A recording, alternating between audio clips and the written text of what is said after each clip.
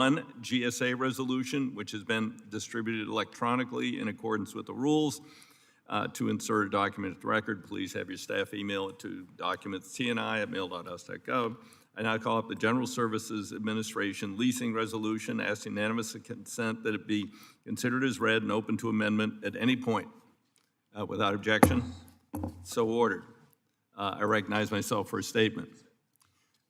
In July of 2022, GSA requested authorization to exercise an option for an additional 5-year term for the U.S. Patent and Trademark Office's main campus in Alexandria, Virginia, a footprint of 2.58 million rentable square feet. After this request, GSA continued working with the Patent and Trademark Office to further define their post-COVID-19 real estate needs. Additional consideration made clear that their workforce space needs could still be met with a significant reduction in office space. Therefore, the resolution considered today authorizes GSA to exercise its lease extension option by the October 14th deadline for 3 out of the 5 buildings on the Patent and Trademark Office's campus, and releases the remaining 2 buildings in 2024 when the current lease expires. This will be a roughly 40% reduction in space, reduction in annual lease costs from $80 to $50 million. And according to the Patent and Trademark Office, the reduction in space requirements is possible because 80% of the workforce assigned to the campus is now on full telework. I support the resolution, and I now recognize Ranking Member Graves for a statement. Thank you, Mr. Chairman. This is a 5-year lease agreement, and it does save taxpayers over $135 million. More importantly, it preserves the purchase option. So I would urge my colleagues to support the resolution. With that, yield back. Thank the gentleman. I now recognize Mr. Webster, Ranking Member of the Subcommittee, for a statement.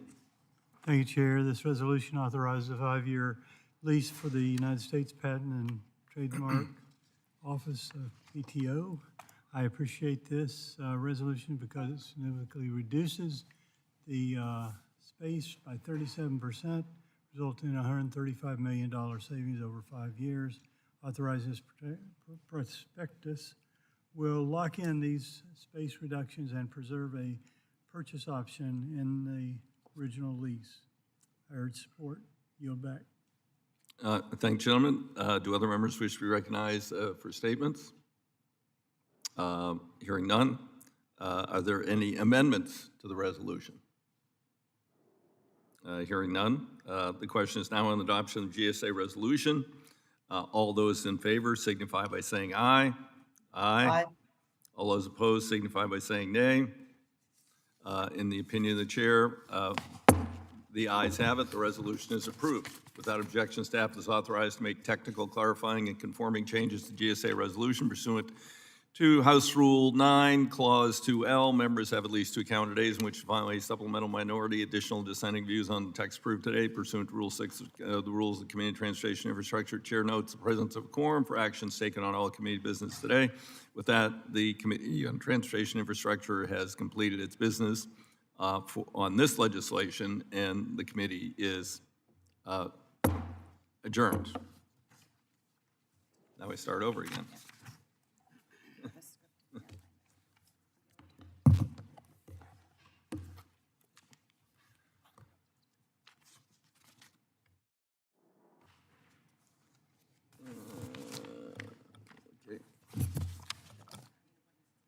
Where's the opening procedural stuff? Okay. All right. Yep.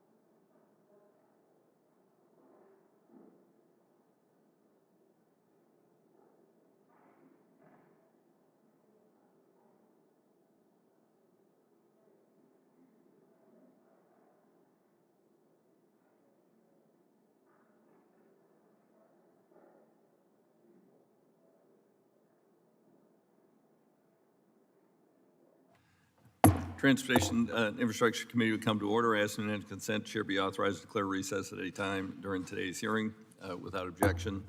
So ordered. As a reminder, please keep your microphone muted unless speaking. If you make background noise, I'll shout at you.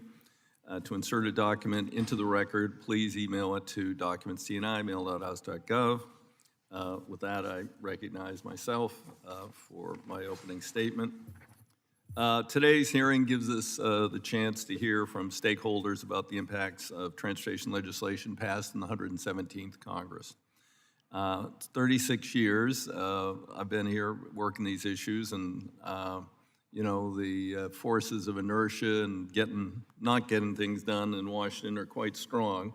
And I'm proud of the work of this committee and this Congress as a whole for these last 2 years to break through that inertia and deliver for the American people. We delivered on the challenges to the transportation sector from COVID-19, faced with crumbling transportation infrastructure, been neglected for years. We delivered, and when faced with the climate crisis and a desperate need for government leadership in order to decarbonize, again, we delivered with separate legislation. This Congress has passed 3 bills that will grow the economy, strengthen global competitiveness, create good-paying union jobs, can't be sent overseas, and make our communities more resilient. The Rescue Plan, American Rescue Plan, the Infrastructure Investments Jobs Act, so-called IIJA, and the Inflation Reduction Act. Almost 4 years ago, the committee held a hearing to kick off the 116th Congress, and we called it the cost of doing nothing.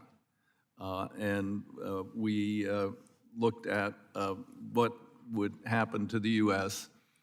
If we continued to kick the can down the road on the major investments needed for infrastructure. I started an attempt to get a major increase in surface transportation back under President Obama. He killed it because he was afraid of us raising the gas tax. Donald Trump came in, promised us $2 trillion, delivered nothing. And then finally, under this president, we passed twice legislation out of the House through a real legislative process, many hundreds of amendments, many hours in committee, many hours on the floor. And then, unfortunately, because of the dysfunction of the Senate, the president had to resort to a negotiated deal. It incorporated, it basically matched the funding we had put forward. It incorporated some of the work we did. It did not incorporate other parts, but that's where it is, when you're dealing with one body that is totally dysfunctional and incapable of legislating.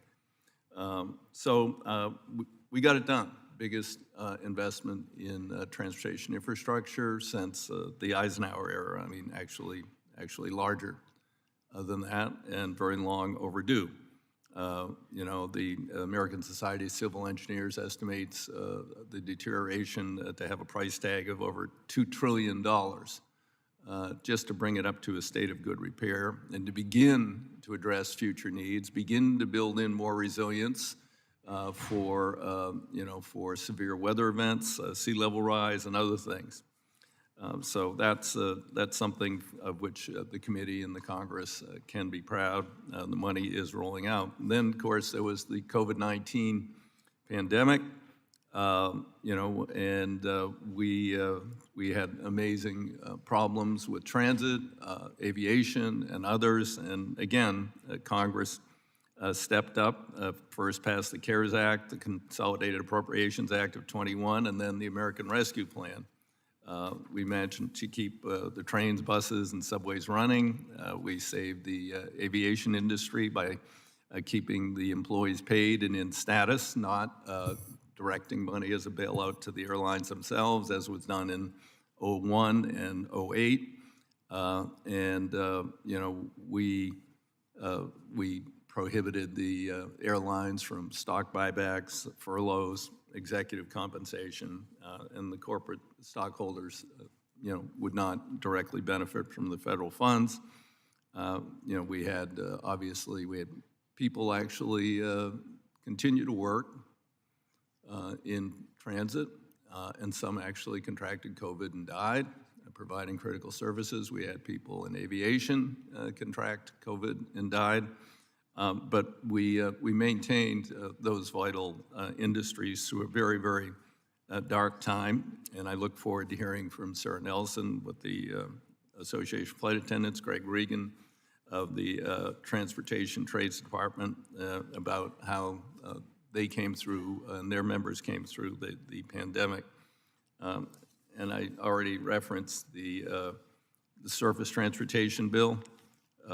You know, we have got a $100 billion deficit to bring transit up to a state of good repair, let alone providing new transit options to people to help them get out of congestion, get out of their single occupancy vehicles, and get to work in a timely fashion. We also, you know, have we have 42,966 bridges on the national highway system in need of substantial repair or replacement. And there's $40 billion dedicated in the IIJA. It's not going to take care of all of them, but we're finally going to begin to address that and not see the number growing, but see the number of bridges going down.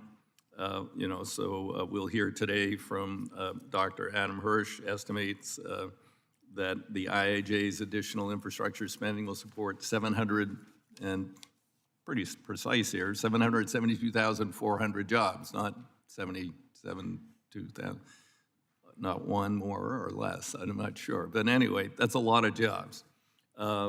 And there's a multiplier effect to the economic benefits for the communities where projects take place, and with these good paying jobs, trickles down through the whole economy, particularly small business, Main Street businesses, and others. And then climate, transportation sector, and this is a point of some difference. We do a lot of things bipartisan on this committee, but I believe we must address the issues regarding climate through transportation issues. You know, surface transportation is the largest single contributor of greenhouse gases in the United States. And you know, we need to begin to meaningfully address those. We had provisions in the bill passed out of the House that would have been more effective, but there is still significant investment being made through the IIJA with you know, what will be done, and also through the investment IRA bill in terms of tax credits for EVs, charging stations, you know, more money for transit, more money for rail, and then actually, you know, looking for alternate fuels, working with the industry for alternate fuels for aviation and other sectors. So I think it's been one heck of a ride for the last couple of years here, or maybe starting 3 years ago with the pandemic. And I think we can be very proud of what we've accomplished, and in good part generated by this committee. With that, I'd be happy to recognize the ranking member. Thank you, Mr. Chairman, and thank you to our witnesses for being here today. Today's hearing is going to focus on the three pieces of legislation that were signed into law by President Biden over the course of this Congress. First, let's be clear where we are today. The economy and the American people are not better off since the president took office. Rather, the current 8.3% inflation is nearly 400% higher than when the president first took office, and Americans are struggling with heightened cost of everyday items. Inflation and many other crises many of the crises we are facing today are a result of the cumulative impact of overspending, overregulated, and overall failed leadership. The first of the three bills we're here to talk about today passed in early 2021, costing a whopping $2 trillion. The American Rescue Plan, or ARP as it was called, was forced through Congress using a partisan budget reconciliation process under the guise of helping the nation combat and recover from COVID-19 pandemic. However, it was passed when the economy was already well into recovery, and only 9% of the bill's funds went to COVID-related assistance. Not to mention, it was the only COVID package developed and passed in a completely partisan way, since the onset of the public health crisis. The second bill, which is of pivotal interest to this committee, is the $1.2 trillion Infrastructure Investment and Jobs Act, or IIJA. The chair and I both were critical of the fact that this bill was written and negotiated in the Senate along with the administration while the House was completely shut out of the process. In November 2021, when the bill came over to the House, members were left with the choice of this flawed piece of legislation or nothing, which frustrated all sides. The third bill recently passed is the $750 billion Inflation Reduction Act, or IRA, that despite its clever name, it actually makes inflation worse.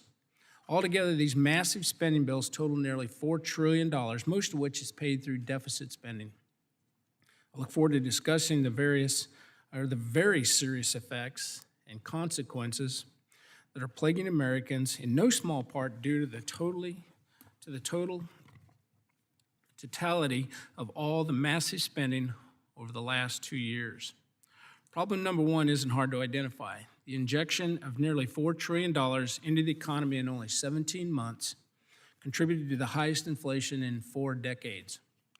In fact, economists estimate that inflation is costing the average American family nearly $8,000 more this year for everyday necessities.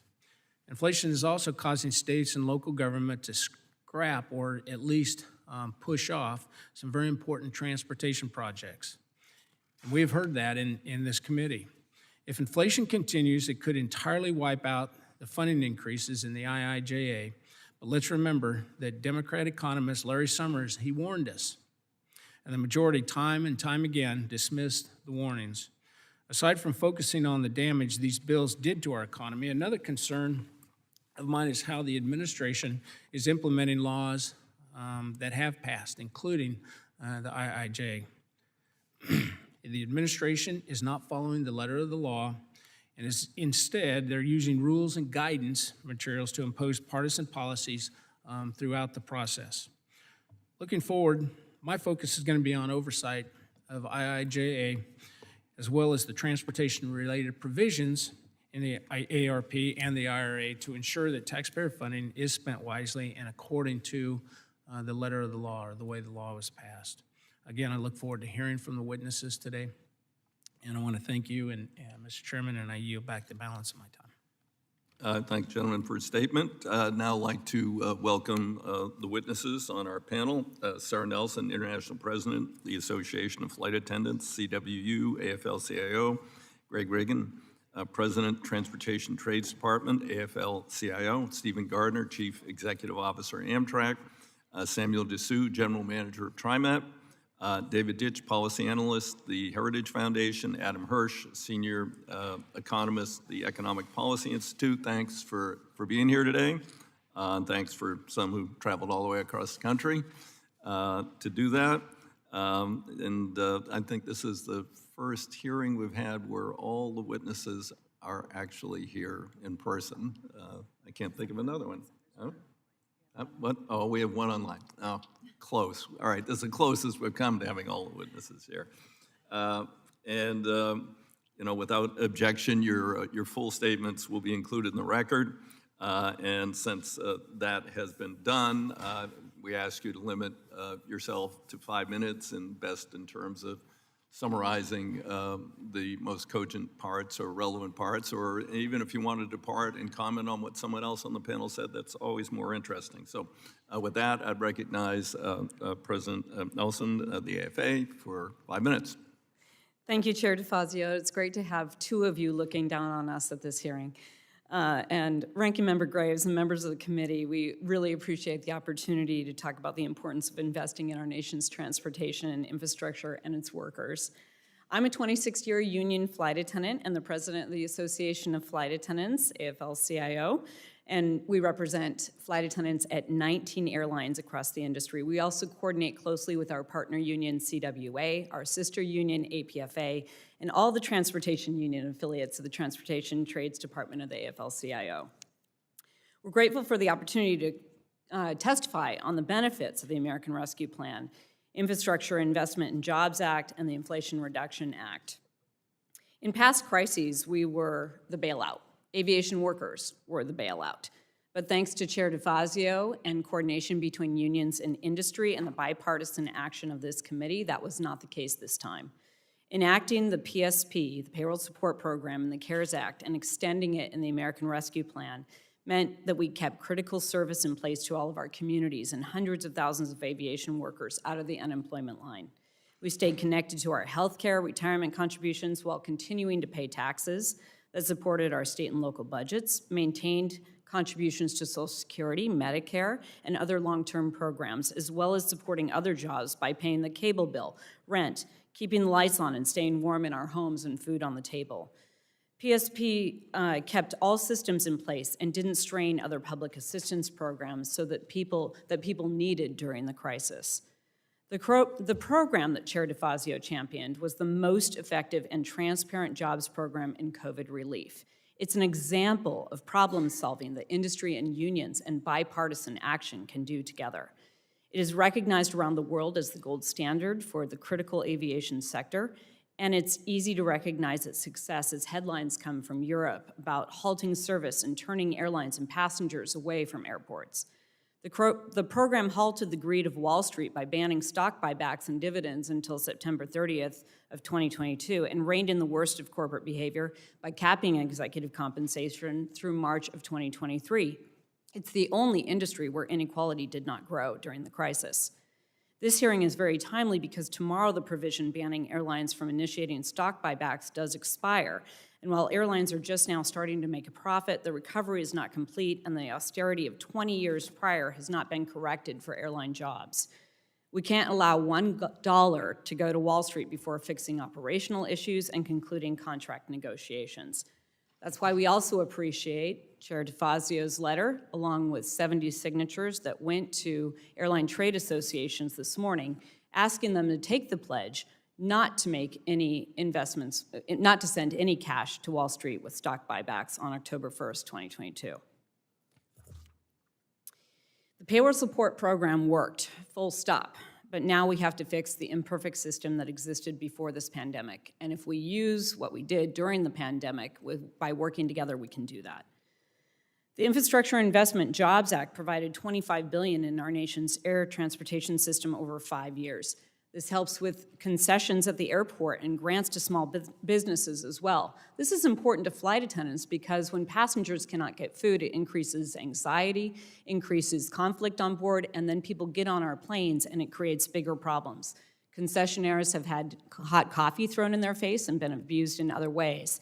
We have to stop that from happening, and we have to support our airports as much as possible to do that.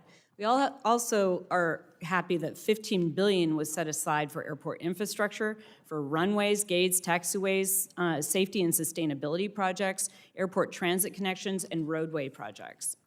And these are important. There was a Ryanair flight attendant who was hit by a private vehicle walking home late at night because she did not have access to public transportation. This is inexcusable, and this is what we can avoid when we invest in our infrastructure in this way. $5 billion is provided to our air traffic control facilities that badly need this investment. And this also has key provisions championed by labor unions, including local hiring preferences, Buy America provisions, and prevailing wage requirements. The Inflation Reduction Act was another step forward, and I want to highlight the investments in addressing the climate crisis, both with the NOAA Climate Research, the Gulfstream G550 Hurricane Hunter. This will improve weather forecasts and have a profound impact on saving lives, jobs, businesses, and communities. Funding the sustainable aviation fuel is important. We appreciate United Airlines' investment to sustainable aviation fuels, but we hope that this will speed up the rest of the industry and make this a reality sooner than 2050, as they have promised. Now, finally, we applaud the efforts of this committee and its incredible staff for your action to invest both in our nation's infrastructure and its workers. It's hard to imagine this committee without its inimitable chair, Peter DeFazio, who has transformed safety for our profession, from flags of convenience in aviation to stopping, to fines and penalties for disruptive passengers and sexual assault, to evacuation standards and staffing requirements to stop the spraying of poisonous pesticides in the aircraft cabin, certification oversight that ensures aircraft are safe and increasing flight attendant minimum rest to fight fatigue. He's been relentless in championing our jobs and the health and safety of the passengers and crew on board every single day. Chair DeFazio broke the mold, remembering where he came from and using his commitment to everyday people to drive his relentless advocacy, policy want, curiosity, and strategic smarts to get results. His legacy will live on in the countless positive changes he's made for our profession, his mentorship of all of us who've had the privilege to work with him, our industry, and our country. We congratulate honorary AFA member Chair DeFazio on his retirement, but his work and leadership will endure with every flight, ship, port, truck, and train that moves with the power of the American worker. Thank you, and I look forward to your questions. The witness's time has expired. Thank you so much. We're going to get the flight attendant duty time over the line before I'm retired. It's only been 5 years after all. I now recognize Greg Reagan, President of the Transportation Trades Department, AFL-CIO. Thank you. Good morning. I'm Greg Regan, President of the Transportation Trades Department, AFL-CIO. We are a federation of 37 unions whose members work in every corner of America's transportation network. I want to thank Chairman DeFazio and Ranking Member Graves for inviting me to testify today. And it is truly an honor to be asked to testify at Chairman DeFazio's final full committee hearing, and it feels appropriate that I get to do it with my friend Sarah here as well. Mr. Chairman, you have a proud and historic legacy of fighting for sound transportation policies and investments that create good union jobs by pairing these investments with the strongest possible worker protections. To those of you who supported working Americans with your votes this Congress, I want to thank you for your leadership and your support. Your votes will be an incredible legacy in your careers in public service, and I'm proud to be here with you today celebrating these achievements that are changing lives and transforming our economy. I want to share with you some of your legacy's impact on the working people you represent back home in your districts. First, TTD has long advocated for a generational investment that would finally bring our transportation infrastructure into the 21st century. The kind of investment that leaves a legacy for future generations, the way that our parents and grandparents did for us. The bipartisan infrastructure law, or bill, positions us to turn the page away from the lost generation that watched its infrastructure fall apart and fail the nation. At $1.2 trillion in total funding, including $550 billion in new spending for transportation, the bill helps correct years of chronic underinvestment in our systems and our infrastructure. Importantly, it does so while creating and sustaining hundreds of thousands of good union jobs. And I cannot overstate the importance of this last point. The increased wages, job stability, and benefits that unions bring to workers means that expanding union membership and creating new high-quality union jobs will deliver immediate results in lifting up working families in every single one of your districts. Union jobs are creating a more equitable economy and providing new opportunities to earn higher wages and better benefits. When paired with policies like local hire provisions, these new jobs are expanding pathways to trade careers that have been historically inaccessible for many communities, including women and people of color. Across industries and communities, we know that high union density not only benefits those union workers, but it also lifts the wages and benefits for others who are not in a union. It is truly the tide that lifts all boats. So this legislation will have far-reaching effects, helping rebuild an American middle class that has seemed out of reach for far too many. Beyond historic levels of funding, we have championed an aggressive policy agenda to ensure the infrastructure law is improving workplace conditions in all modes of transportation. Just to name a few, the bill better protects public transit and passenger rail workers from the scourge of assaults they've faced at work. It eliminates the ban on local hire preferences, ensuring that these investments create good union jobs in the communities in which they are being built. It strengthens Amtrak, improves quality of service for riders, and it also, on the freight side, helps shed light on some of the most dangerous practices in the freight rail industry today. And finally, it ensures that our public infrastructure investments put more Americans to work through inclusion of the Build America, Buy America Act. What's more, thanks to the leadership of President Biden and his administration, the bill is being implemented with a pro-union focus that is unprecedented in American history. Under the leadership of Transportation Secretary Buttigieg, we have seen historically strong premiums placed on projects that have support from unions, that enforce high labor standards, including the free and fair choice to join a union, that demonstrate they will advance equity and inclusion, and solicit participation from workers that live in the communities where these projects are being built. This is a prime example of how good transportation policy can alter the lives of millions of Americans.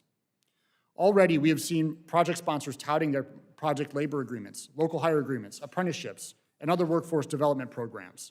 I would like to submit for the record this DOT fact sheet from the most recent Infra Grant Awards, which highlights the many grants with strong labor components. I want to end on this thought. I know that the bill is not perfect, and certainly at times the process left much to be desired. And it did not have the same funding levels or lofty policy achievements that Chairman DeFazio envisioned in the Invest in America Act. And while the bill is a significant step forward for the nation and the workers we represent, it still left a number of our critical priorities on the cutting room floor. I assure you that our advocacy for those policies will not stop. But it should be noted that just about every single one of the worker-centered policies that we fought to keep in the final law originated right here in this committee. They were the results of the hard work that you put into the Invest Act and the contributions that you made to it through pro-worker amendments, many of which were bipartisan, by the way. You and your staff should know that you have changed people's lives. You have made the largest investment in public transportation and passenger rail in our nation's history. You have made our airports and ports and our supply chain more competitive. And you did it while putting workers first. This achievement, in addition to the American Recovery Act and the recently passed Inflation Reduction Act, ensures that this Congress will have a lasting effect for millions of workers in this country. You should all be proud of these accomplishments. Thank you, and I look forward to your questions. Thank you, gentlemen, for his testimony. Now we'd move to Stephen Gardner, the Chief Executive Officer of Amtrak. You're recognized for 5 minutes. Good morning, Chairman DeFazio, Ranking Member Graves, Ranking Member Crawford, members of the committee. My name is Stephen Gardner, and I'm Amtrak's CEO. Thank you for having me here today to describe the accomplishments of this Congress and how the American Rescue Plan Act has helped Amtrak emerge from the pandemic and how the IIJA will allow us to improve and expand Amtrak service while creating thousands of skilled jobs. First, I'd like to thank Chairman DeFazio for his incredible 36 years of service to the nation, and in particular for his championship of Amtrak and intercity and high-speed passenger rail. You've been a tireless advocate for improved infrastructure, innovation, and safety for American workers and for the traveling public. Never afraid to speak your mind, always curious, with a well-earned reputation of being both tough and fair. You've pushed us all to do better for the American people. Amtrak and millions of our riders are better for it. So on behalf of everyone here at Amtrak, thank you for your leadership. Congratulations on all of your accomplishments, and we wish you the best in your next phase. Let me now turn to 2 accomplishments that were vital to Amtrak. As you know, we began 2021 in a state of crisis, with our ridership and revenue in tatters, employees furloughed, and many trains suspended because we were running out of the initial COVID-19 funding to support operations. Fortunately, you and many of your colleagues stepped up and provided emergency assistance to Amtrak through ARPA, allowing us to stay afloat, recall workers, restore service, and begin the hiring and training that was so necessary for our future. Simply put, ARPA is why we are still here today. And through your support and the hard work of Amtrak employees, we're now experiencing strong recovery with approximately 80% of our pre-COVID ridership back and many new customers choosing our trains. While ARPA enabled us to survive, the IIJA is now providing Amtrak and our partners with a chance to thrive. With $22 billion in direct investment in Amtrak and another $36 billion in grants available to the FRA, the IIJA is a massive down payment on the improvements and expansion of intercity passenger rail that Amtrak has argued for since our inception in 1971. Already, several of the largest capital projects that I've testified about at last December's Railroad Subcommittee hearing that will use IIJA funding are now moving forward. These projects are creating jobs for Amtrak employees, construction firms, and suppliers around the nation right now. To name just a few, we've broken ground on the Gateway Program's Portal North Bridge, and we've launched the procurement phase of the B&P Tunnel Replacement Project in Maryland. Over the past few months, Amtrak and its state partners have received several grants that position vital projects for upcoming IIJA funding, and we've started to apply for the various IIJA-funded DOT competitive grant programs. For example, design concourse work in Chicago Union Station is being funded by the Federal State Partnership Program, while North Carolina just received a CRISI grant for the S-Line project. And we and our partners in Illinois have submitted a significant mega application for the Chicago Hub Improvement Program. Furthermore, IIJA funds will allow Amtrak to accelerate our plans to acquire new trains, funding the replacement of our conventional corridor fleet and a new generation of long-distance trains serving the nation to replace the hundreds of cars and locomotives that are at the end of their useful lives. IIJA funding will also ensure that we can bring the benefits of rail travel to more Americans by fully funding the $1.1 billion program we have to bring our stations into ADA compliance.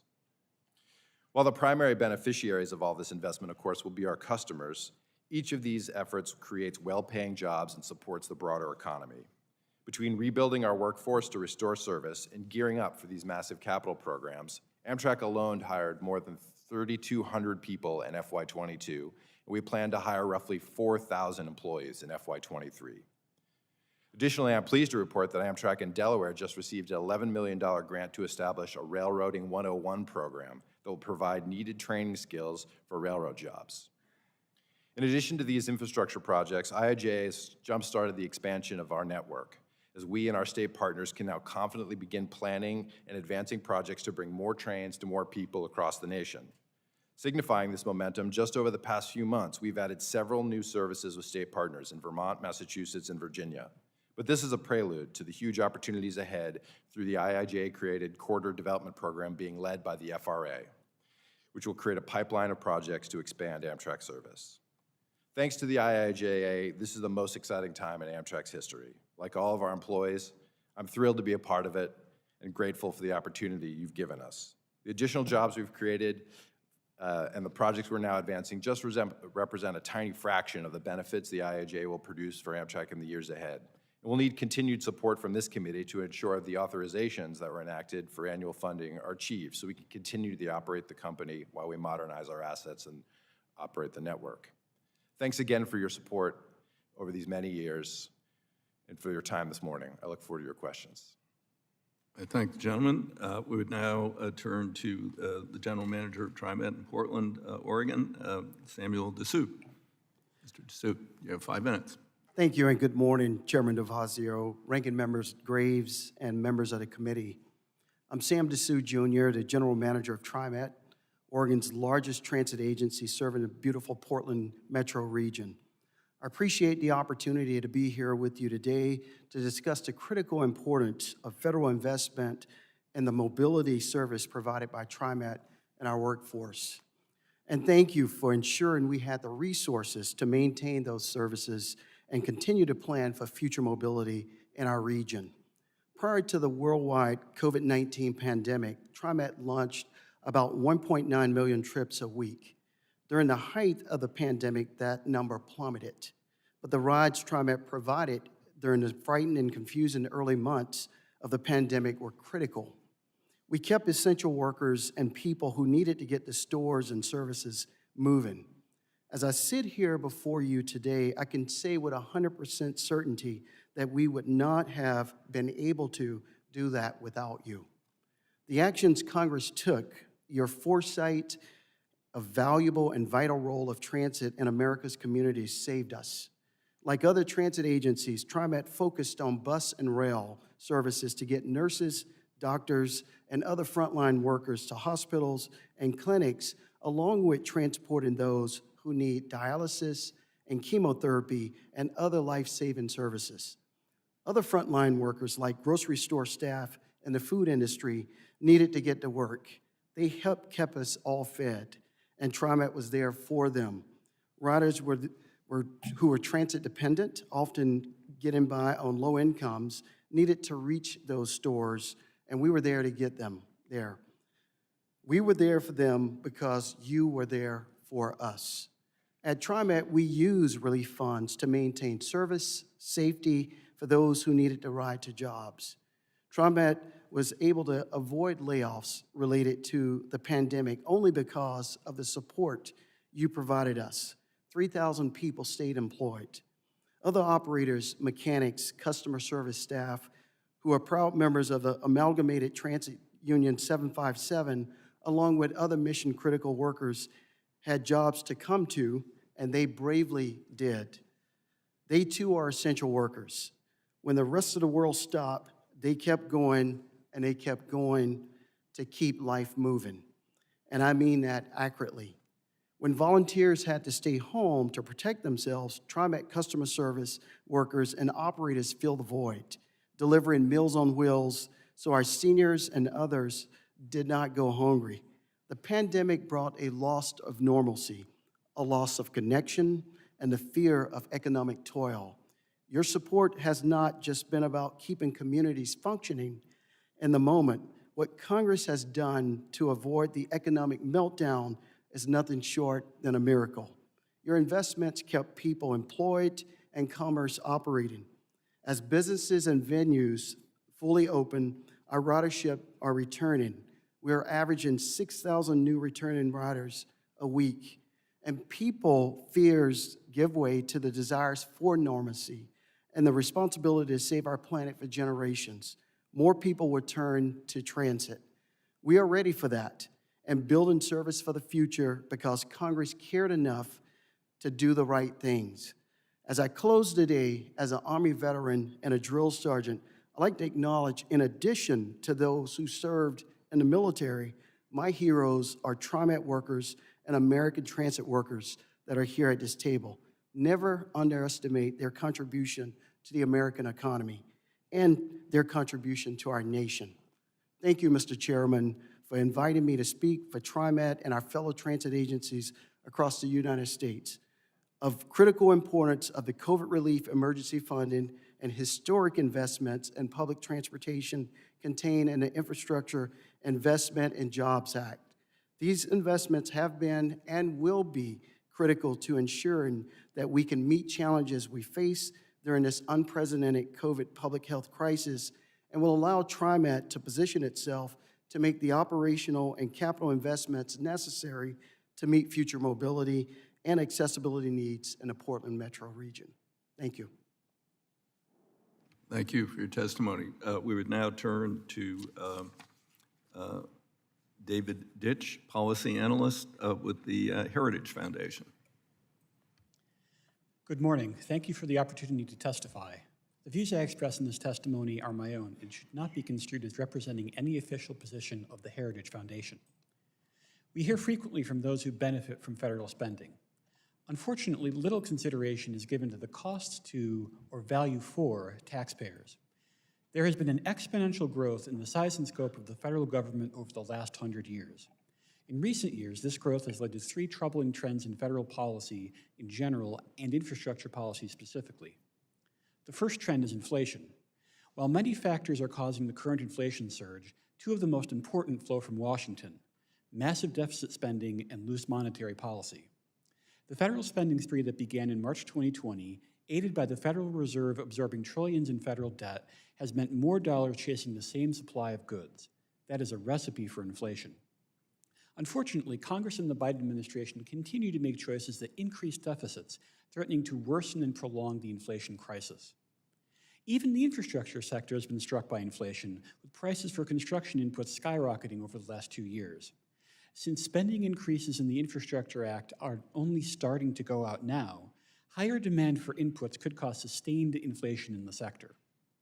The second trend is false advertising. The American people have been misled about major pieces of legislation, both proposed and enacted, to an astonishing degree. The March 2021 stimulus package was supposedly about responding to the pandemic and its related effects on the economy.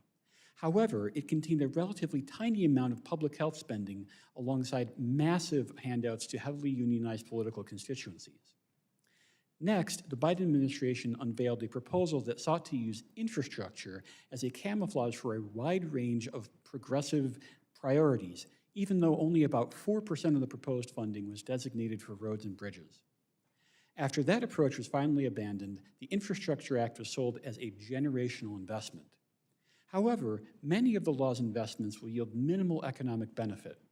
For Amtrak and urban transit, subsidized expansions will create long-term liabilities in the form of higher operations and maintenance costs for these relatively low-demand services.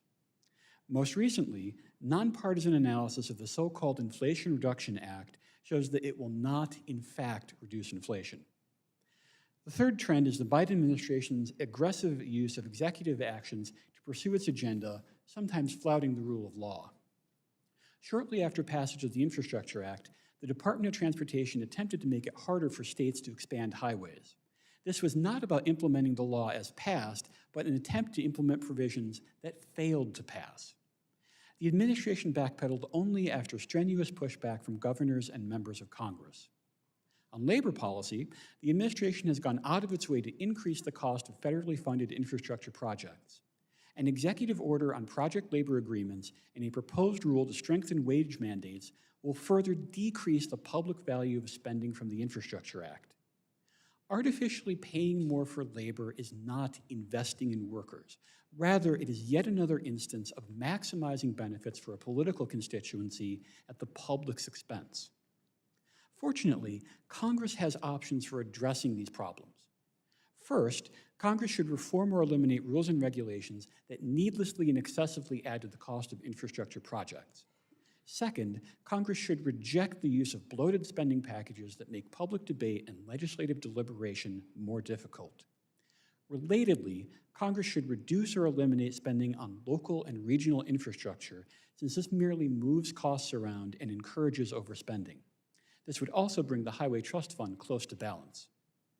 Third, Congress should rein in executive overreach by using oversight and legal remedies to combat instances of extra-legal action, reducing the amount of discretion and authority delegated to executive agencies, and reforming or repealing outdated statutes. Reining in the relentless growth of federal spending would reduce the intensity of political fights, move government off the road to bankruptcy, and enhance America's prosperity. Thank you.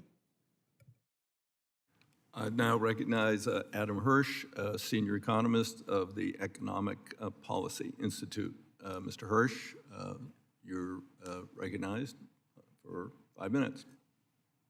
Thank you, Chair DeFazio, Ranking Member Graves, committee members. Thank you for inviting me to talk with you today. I apologize that I couldn't be there in person, although I started having COVID symptoms yesterday, so it's probably all for the best for all of us. I'm a senior economist at the Economic Policy Institute, a nonpartisan 501c3 nonprofit think tank in Washington, D.C.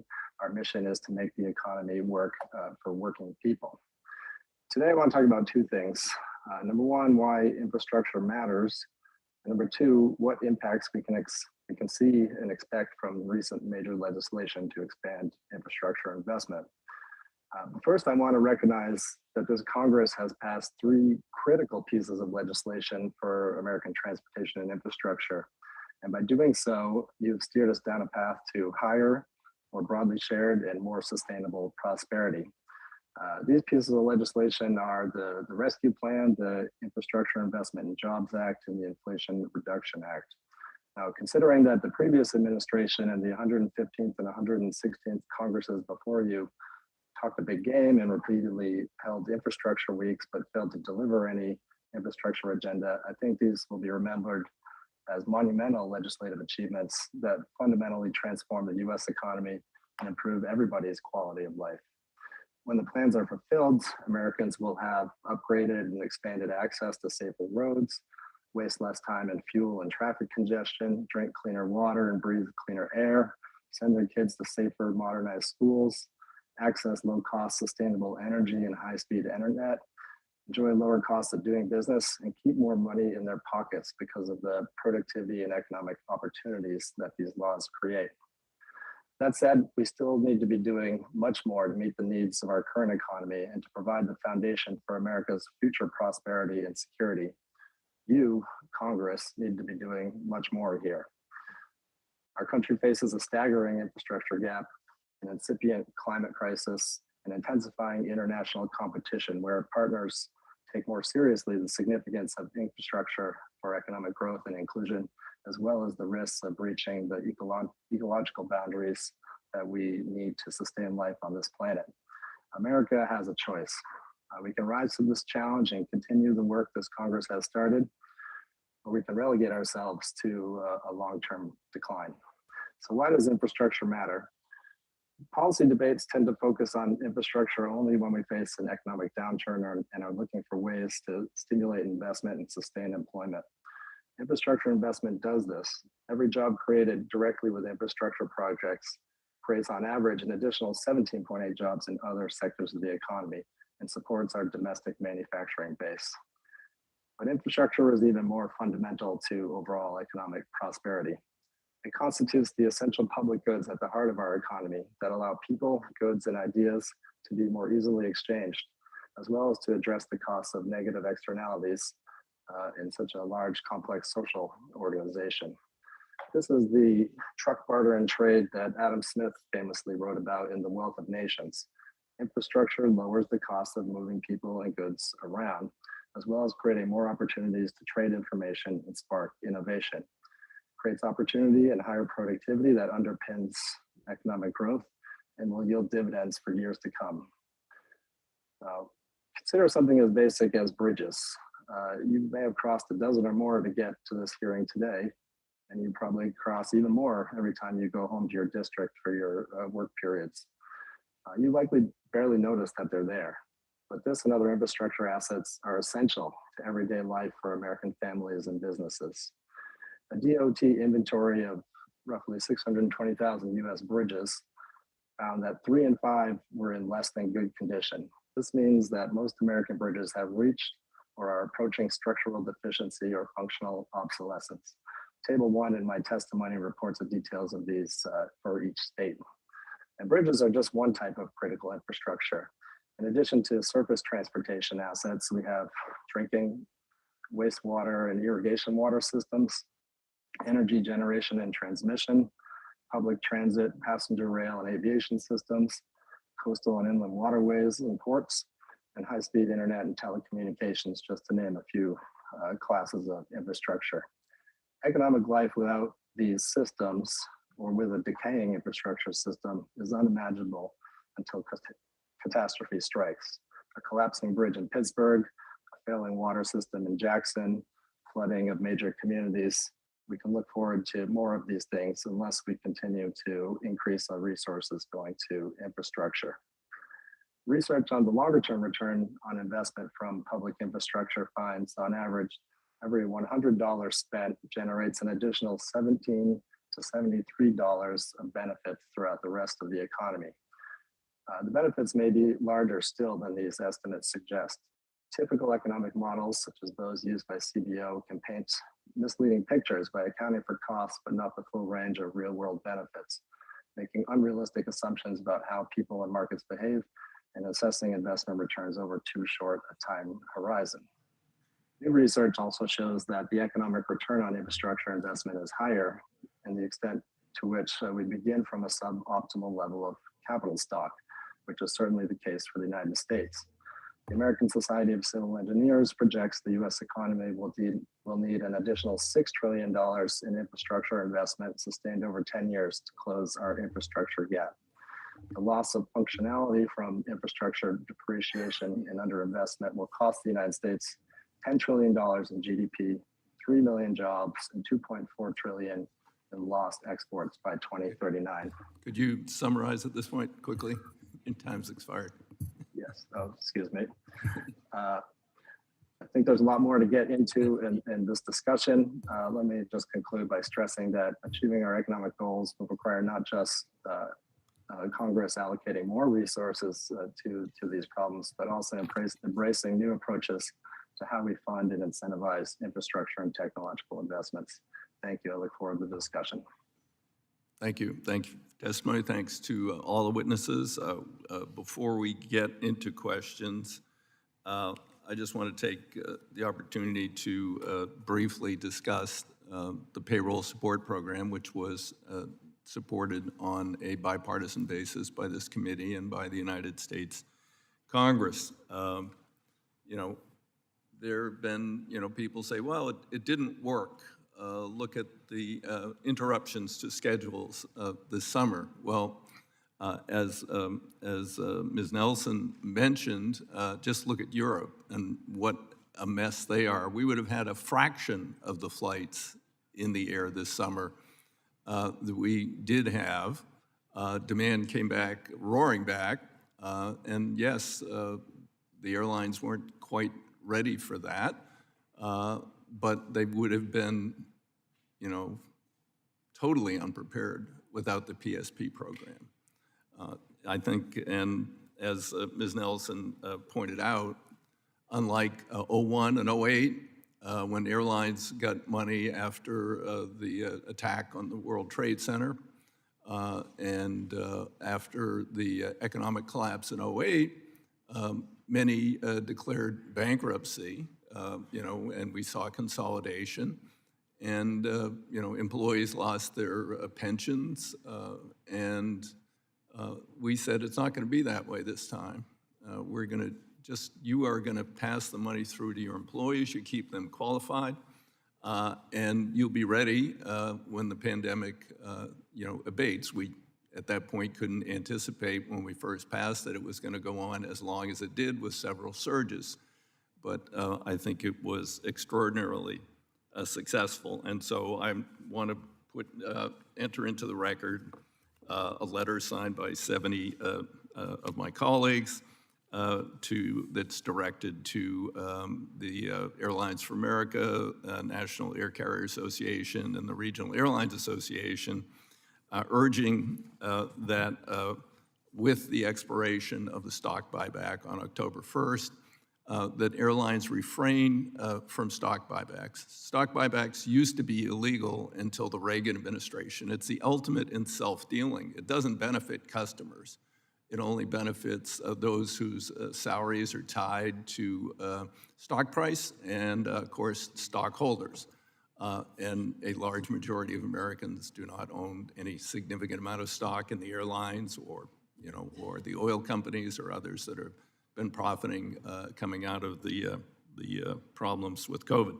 So today we're sending this letter to ask them to refrain until such a time as they can meet current demand with proper staffing and customer service. And I'm hopeful that they will receive this and will act accordingly. So with that, I ask unanimous consent to enter this in the record without objection. So, all right, we'll now go to formal questions. And I'll first start with Ms. Nelson. Just would you briefly, very briefly, because I want to ask questions to a number of people, summarize, the difference between what happened in '01, '08, and with PSP? Certainly. In '01, the airlines were given $5 billion to recover their time that the airplanes were actually on the ground. They were also given a grant program that many did not even get approval for, even though airline employees agreed to concessions. The result was bankruptcies across the industry. We lost our pensions. We took 30 to 40% cut in pay. We increased productivity so that airlines were working essentially with one worker for every two that they had pre-9/11. That was a bad move going into the pandemic, actually, and part of what we saw as a result of staffing problems this summer. It was, the bailout was really put on the backs of employees while airline executives and bankruptcy lawyers enriched themselves. It grew inequality, and it was 20 years of austerity where we did not work on any infrastructure issues. We did not move forward on diversity and inclusion initiatives. We did not improve union contracts. We did not attract people to the airline industry, and that is also why we do not have people in the funnel right now for many of the jobs like pilot jobs, mechanic jobs, flight attendant jobs, and otherwise. Okay, thanks. And so we could assume that had we not engaged in this program, as you pointed out with Europe, that things would have been, despite the problems this summer, it would have been way, way worse. First of all, this was a bigger crisis than 9/11 by 100-fold. This is the biggest crisis in 100 years in the airline industry, and this committee saved the airline industry and made it possible for us to move forward now and not have another 20 years of austerity and hurt for everyone, and probably just one airline serving all of America. Thank you. Now to Mr. Reagan. Would you comment on what would have happened with transit had you not received the funds to keep people on the job? Yeah, we would, I think basically every public transit system in the country would have gone bankrupt. I don't think we would have had service in most of the cities, whether it be large or small communities across the country. And frankly, the way that the aid was structured, again, driven towards workers, allowed them to not only keep the service going, which allowed people who needed that service during the pandemic, which included medical officials, people in food service, other critical workers that were keeping our country moving during the pandemic could continue to use the service. But then we had the workforce in place, so as we start to see demand rise again, and I've seen numbers that were upwards of 75% of where we were pre-pandemic, that we have the workforce and the infrastructure in place to actually be able to meet those demands. Thank you. Mr. Dessous, I mean, some have said, well, we gave the transit agencies too much money, way more than they normally received. We allowed them to use it for operating, which we usually don't. Did TriMet rolling in money there? I mean, what'd you do with all that money? Actually, we used the money to save lives, actually to put services out on the street, to get people to destinations, to get people, frontline workers, to work to be able to assist us. And we used all of our money that was given to us to make sure that we connect people to opportunities, and we also connected people to essential services. Thank you. And Mr. Gardner, similar for Amtrak? I mean, you talked quite a bit about the future and what's coming out of IIJA, but going through the pandemic. Mr. Chairman, yes, without the funding we received, Amtrak would not have survived. There's no question. We were facing dramatic losses of revenue and ridership, and strong interest in maintaining the network required additional investments. And because of the investments we received, we were able to recall workers and operate our services. And those funds have been incredibly important to preserving the network and now give us a platform from which to improve. Okay, thank you. Mr. Ditch, if I understood your testimony, it's kind of the same thing we saw during the Trump administration with the advisor on transportation, which is we should devolve the duty to all of the 50 states and the territories to provide for the nation's transportation network. Now, it didn't work in the 1950s. I didn't bring it today because I didn't expect anybody to go back to this stupid argument of the poster that I have, which was the cover of Life magazine, which was this brand new, beautiful ribbon of concrete, the Kansas Turnpike.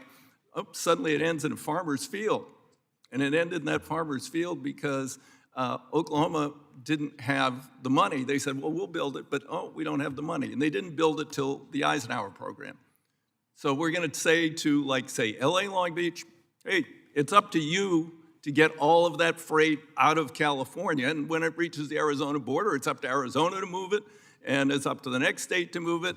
We're not going to have a coordinated federal program because you're talking about basically a 60% reduction from what's in the IIJA. Now, you really think that's going to rebuild those 42,000 bridges? That's going to deal with a $100,000 backlog in transit? Or we just shouldn't bother? I believe Briefly. that there's been quite a lot of bloviation about the concept of crumbling roads and bridges, even though historically, if you look decade by decade, the quality of our infrastructure in America has in fact been improving. There are fewer structurally deficient bridges. There are fewer roads in poor condition. Right, because we have a lack of investment. I believe that states have the capacity in 2022 that Well, they did not have in okay, thank you. 1956. 36 states, including red states, have raised gas taxes, registration fees, and every other damn thing, and they need a partner. And if we haven't adjusted the federal gas tax, I was here when we did it, 1993. It's the last time.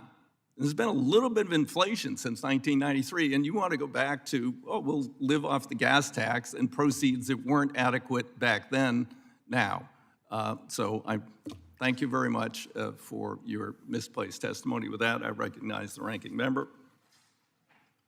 Thank you, Mr. Chairman. I have a letter here addressed to you and to the ranking member from the Transportation Alliance. Would ask unanimous consent to admit that for the record.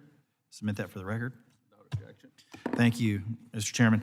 Mr. Gardner, I wanted to visit with you a little bit about Amtrak. As you know, in March of this year, I introduced the Rates Act because of my concern with significant amounts of taxpayer dollars invested in Amtrak. When's the last time Amtrak was profitable? Well, Congressman, thank you for the question. The company was never set out to be profitable. Okay, so basically the answer to that question is never. That's right. Correct, okay.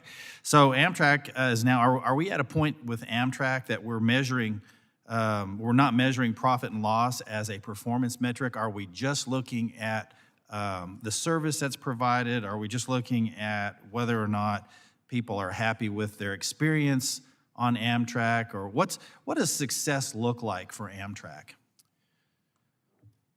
Well, I think the Congress actually just helped to reformulate that in the passage of the IIJ and the reauthorization. And really the focus is to operate the company as a business in pursuit of a public mission, to take the funds that we receive from the public and try and drive as much value and operate as efficiently as possible. So no profitability required there. In fact, 2019 was probably the closest year you came to profitability, and as according to my records, you approached 90%. Last year, you approached 90% of August 2019 levels, and that was the closest you'd ever come in the history of Amtrak to actually making a profit. So where does Amtrak expect to end this year in terms of profit and loss? Our anticipated year-end results, which we're still tabulating, but are roughly a $910 million operating loss. That reflects very significant increases in cost structure since 2019, still lagging revenue, of course, compared to 2019 and lagging ridership, but the overall trends of the year have been very positive in increasing ridership and revenue.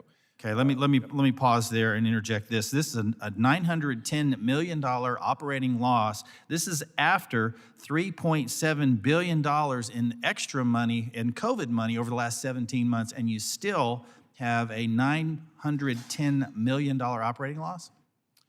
The dollars that were provided by Congress helped to stabilize the employees and the operation of the network. They provided the dollars that normally come from revenue, but after losing 97% of our business in 1 month, we did not have that revenue source. What do you attribute that 97% loss of business to? Pardon me? What do you attribute that 97% loss to? Well, that occurred between March and April of 2020, so we had a massive shutdown of travel across the entire network. We suspended a huge amount of service, and we did provide those important necessary trips, but very few travelers in that period of time. And since we have been rebuilding ridership month over month, riding with the waves of COVID, of course, and seeing reductions as we've seen flare-ups, but we've actually observed a trend where more people are working from home. That would mean that probably you're experiencing less ridership. So what's your plan to address that? Because more and more people, even in post-COVID, in fact, President Biden came out not long ago, I think it was last week, and said the pandemic is over. So that's great news. So that means the workforce has made some adjustments. The new normal is a lot of people are working from home now. And so do you anticipate continuing to see ridership decline?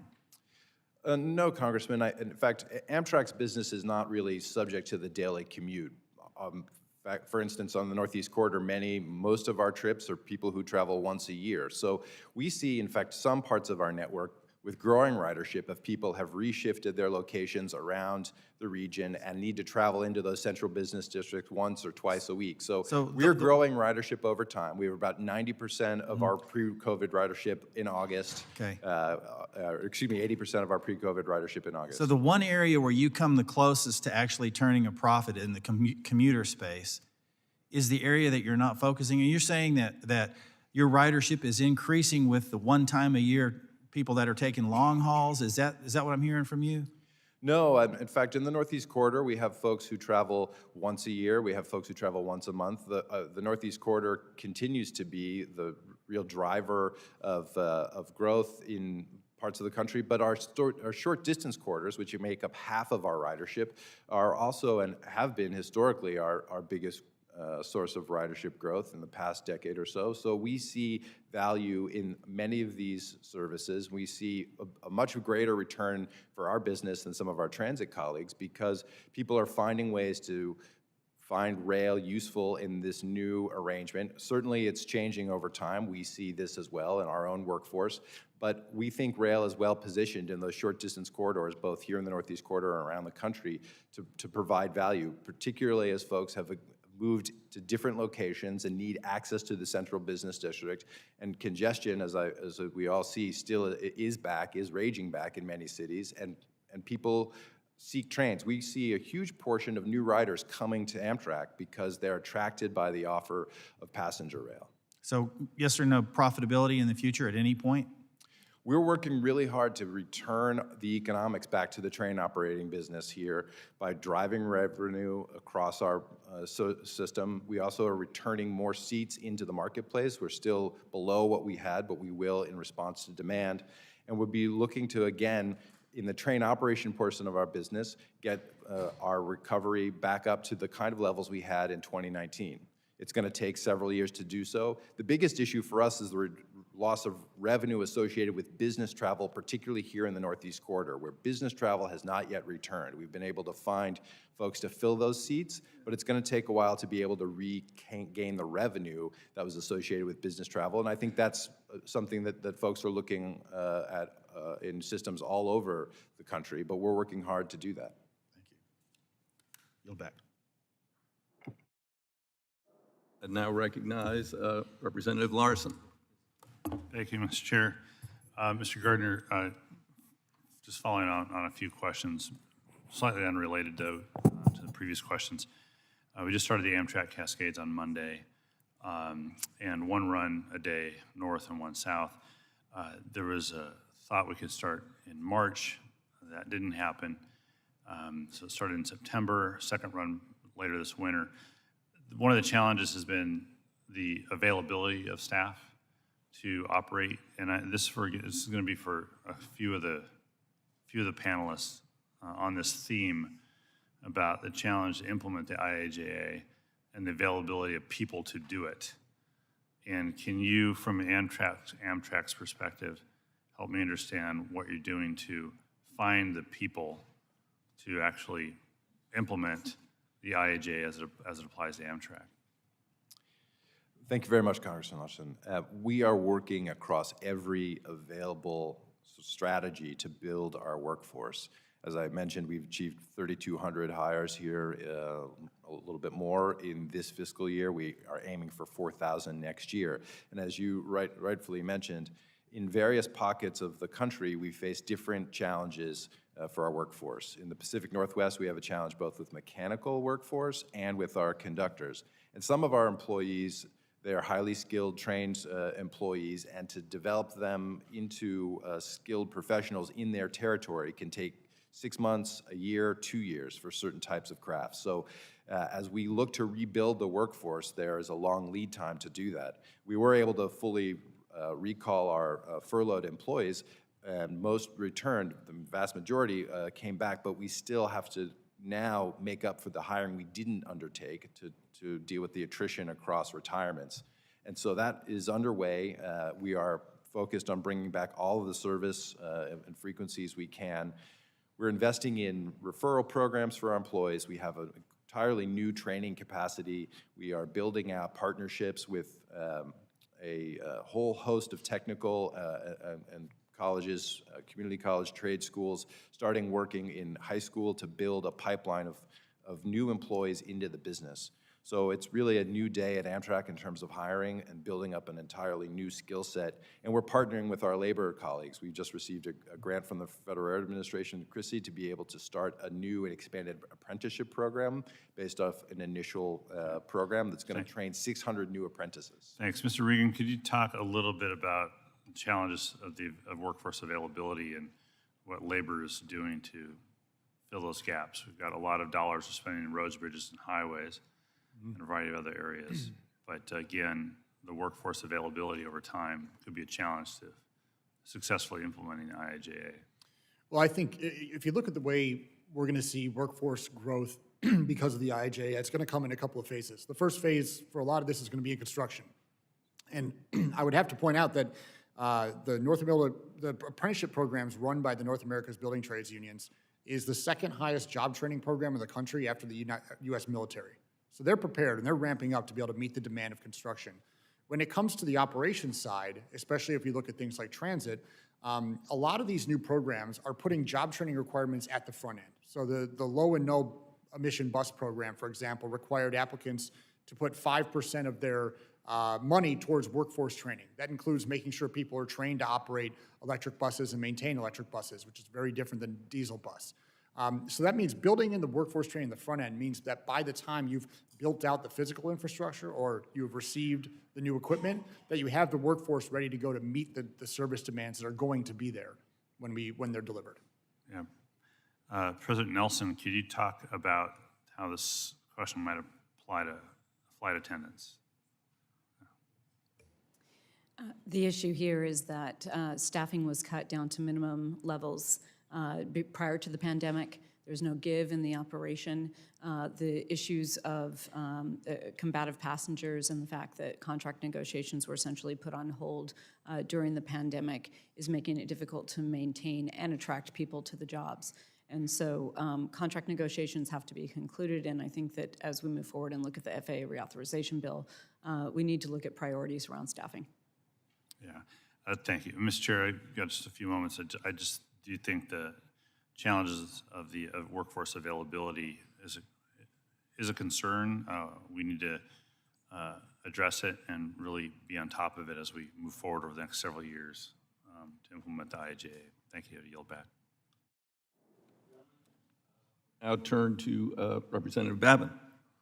Yes, sir. Thank you, Mr. Chair. As you all know, and some of you brought up in your testimonies, thank you for being here, all you witnesses. Government investment is vital to transportation and infrastructure industry. However, we all know that simply just throwing money at this problem doesn't work. Throwing billions of taxpayer dollars at this industry without solving the supply chain crisis, pandemic recovery issues like fraud and abuse, major workforce shortages, burdensome bureaucratic red tape, and other underlying issues will not actually allow us to see long-term sustainable improvement and investment in our nation's infrastructure. And additionally, carving out political handouts for niche green transportation and infrastructure projects and companies is not good for our industry. In fact, it causes delays, increases costs, and is anti-competitive. My question is for Mr. Ditch. Mr. Ditch, as noted in your testimony, a historic level of funding was injected into the transportation and infrastructure sector with the passage of the Infrastructure Investment and Jobs Act, much with budget gimmicks and inflationary deficit spending. I'm deeply concerned about the left's rampant spending and its effect on our economy. If there was one thing that you would like people listening in on this hearing to take home on the impact of this type of spending, what would it be? Very briefly, please. Oh my gosh, it's difficult to know where to start. But I believe that unfortunately, for as bad as things are right now, with interest rates going up, with inflation at the highest levels we've seen since I was an infant, unfortunately, things could still get worse because we are facing a nearly $31 trillion national debt. That works out to about $238,000 in debt for every single household in the country. And as the interest rate on debt payments climbs, just keeping up with those payments is going to be very difficult. It's going to eat into our federal and economic resources tremendously. Absolutely. Thank you so much. And one more question, please. Another thing I'm very deeply concerned about are President Biden's project labor agreements, or PLA mandates, threats from the left to ensure that infrastructure funds only pay for union labor. These comments are very concerning, especially for the 87.4% of non-union workers in construction. I have received correspondence from more than 1,000 construction companies and another letter from nearly 20 business groups that all oppose Biden's PLA mandate. They say that PLAs discriminate against firms and workers based on whether or not their workers are union. Mr. Ditch, would you please explain how government-mandated PLAs hurt the transportation and infrastructure industry? At a time where construction companies are desperate for workers, are struggling to find people to do the work, which is much more highly skilled than it was 100 years ago, it's frankly absurd that Congress feels the need, and the Biden administration feels the need to impose more quote-unquote worker protections like project labor agreements, which are the equivalent of union work rules. it makes it nearly impossible between that and the Davis-Bacon Act for non-unionized construction contractors to bid for these federal projects, which means that not only are you freezing out a lot of people who could do good work at a more affordable rate, it also means that state and local governments are going to be bidding against each other for the relatively small number of unionized contractors for the next several years while all this money is going out the door. And that's going to incentivize those smaller number of contractors to increase their prices, which means that we're going to get fewer roads, fewer bridges, fewer miles of tunnel built for this incredible $1.2 trillion in spending. At a higher cost as well, I might add. Okay, Mr. Chairman, I yield back. Thank you very much, Mr. Ditch. Okay, thank you, gentlemen. Representative Napolitano. Thank you, Mr. Chair. Mr. Reagan, I thank you for working with me on provisions of the infrastructure law requiring transit agencies to establish risk reduction programs and improve safety by installing equipment and implementing actions to reduce accidents and injuries, assaults on transit workers. Is this important safety requirement being implemented effectively by FTA and transit agencies? What can we do to improve the implementation of the safety projects? Thank you for the question. We have been in constant communication with the Federal Transit Administration about implementing the safety protections in there. Obviously, they made some important steps recently in terms of changing the definition of assault and will improve the accuracy of the data that we collect to make sure that we have an accurate description of how these programs are actually, or how broad the scope of the problem is. I do think that what we need to do, I view the actions that were taken by this committee and by Congress to improve safety for operators, I view them as a first step.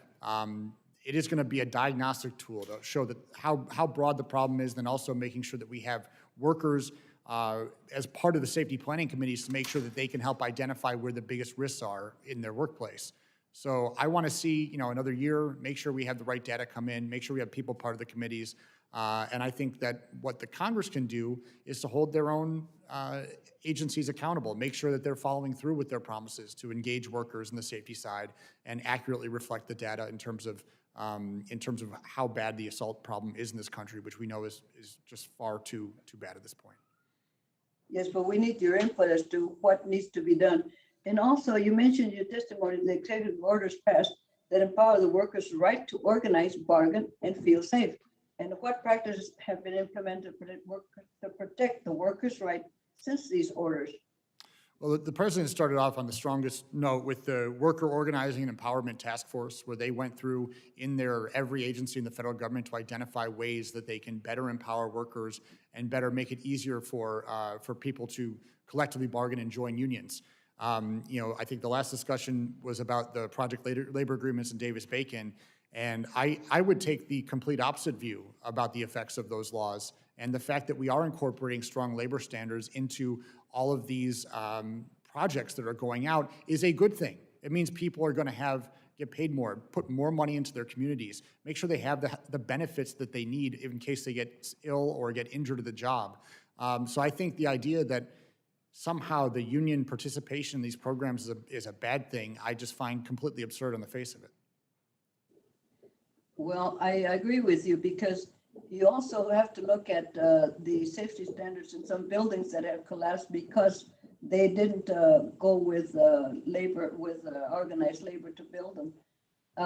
I just wondered whether any more implementation of the safety programs is needed, and if you would send information to this committee on what your findings are so we can follow up on that. Yes, we will absolutely do that. We are going to work hand in hand with the Federal Transit Administration to make sure that this is done right. And what I would do to my colleagues that are running these transit agencies, I would encourage you to welcome in the unions with open arms to make sure that we're addressing the safety problem. Our members are the ones that are on the ground. They know where they're vulnerable. They're the ones who can help craft policies that will protect them in the workplace. Well, I know our workers are revered all through the other nations, and we should also thank them for the work they've done. I yield back, Mr. Chair.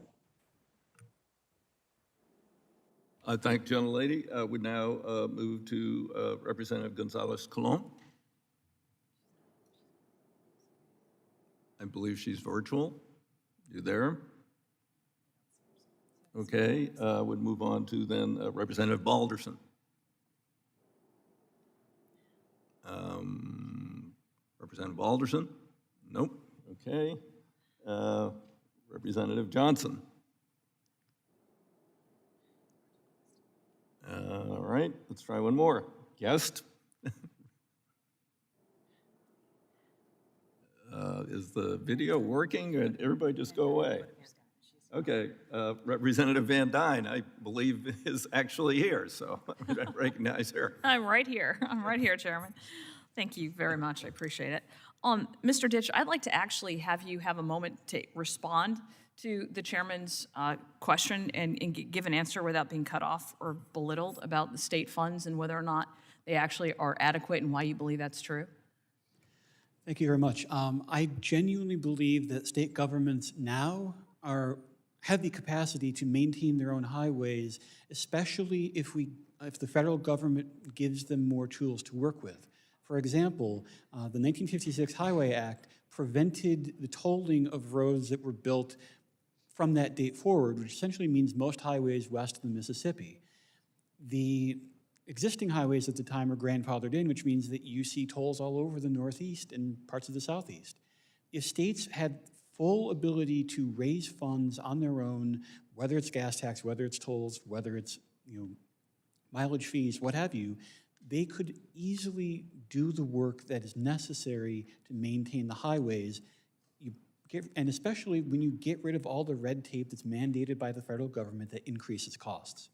Well, I appreciate you bringing up the red tape because that was going to be my second question to you is, when we talk about state funds, a lot of state funds have to have all of these different federal regulatory costs on top of them. For example, the Biden administration wants to obligate every NEVI grant applicant, regardless of local or state regulations, to use Davis-Bacon wage requirements. The problems associated with the implementation of Davis-Bacon Act are well documented. I worked at HUD. People who worked in Davis-Bacon department hated it and wanted it to go away. We've seen it directly and indirectly. The compliance requirements are burdensome and costly. Can you talk about some of the federal regulations that actually make the state budgets a lot less efficient because they're having to be wasted on unnecessary regulations? Can you go a little bit further into that? The Davis-Bacon Act increases wages, or increases costs by billions of dollars every single year across the country. More to the point, though, the real value of the added costs is greater in right-to-work states. So, for example, if there was no Davis-Bacon Act, I suspect that Oregon would still be paying union wage rates, New York, Illinois, California, but for states like Texas, Florida, Tennessee, the Dakotas, it reduces their flexibility to make choices. You need to pay workers enough to show up to do the work. And with a lot of blue-collar work, especially with construction work, right now, that means employers already have incentives to pay very healthy wages, growing wages. There's no need for the additional burden of the federal government saying, the market rate isn't enough, you need to pay a premium. In your testimony, you also stated that these so-called infrastructure bills did more to push Green New Deal policies than for traditional infrastructure that we've already identified as not getting enough resources. Can you explain how these bills masked Green New Deal ideas under the pretext of infrastructure and what the likely impact will be on actual infrastructure? One of the things I find striking is how much of the discussion of these green energy policies acts as though it's a free lunch, that we will be better off, that it will create all these wonderful green jobs. The fact of the matter is, if the green economy was this amazing investment opportunity, the private sector would be pouring in money hand over fist. The green sector only works through subsidies. So that means you are getting these high-paying, unionized jobs in the green sector at the expense of an untold number of jobs elsewhere in the private sector. We see these green jobs in these construction projects. We fail to see all the jobs that could be created and will in many cases be destroyed through higher taxes if the federal government got out of the way. Do you think that there would be more actual infrastructure, more building of roads, more building of bridges if we prioritize that as opposed to things like bike lanes? Again, absolutely. The amount of value we could get for the economy, for the average Americans who use roads and bridges every single day and who might never ride transit in their entire life, we could derive far more economic benefit if we concentrated on the things that people actually use from coast to coast and border to border. Do you have any examples of where you've seen highway spending not spent on highways since the rollout of these pieces of legislation? I'm sorry, could you repeat that? Yeah, do you have any examples of where highway spending was spent on things other than highways? Oh my gosh, yes. Each year, about 30% of funds that go through the Highway Trust Fund are diverted into things like bike lanes and walk paths and even ferry boats. It's an attempt to shoehorn every single conceivable aspect of surface transportation into the highway bill, and it muddies the waters, and people paying the gas tax end up paying for things they don't actually use. Thank you very much. I yield back. Okay, we'd now turn to Representative Payne, who's virtual. Thank you, Chairman.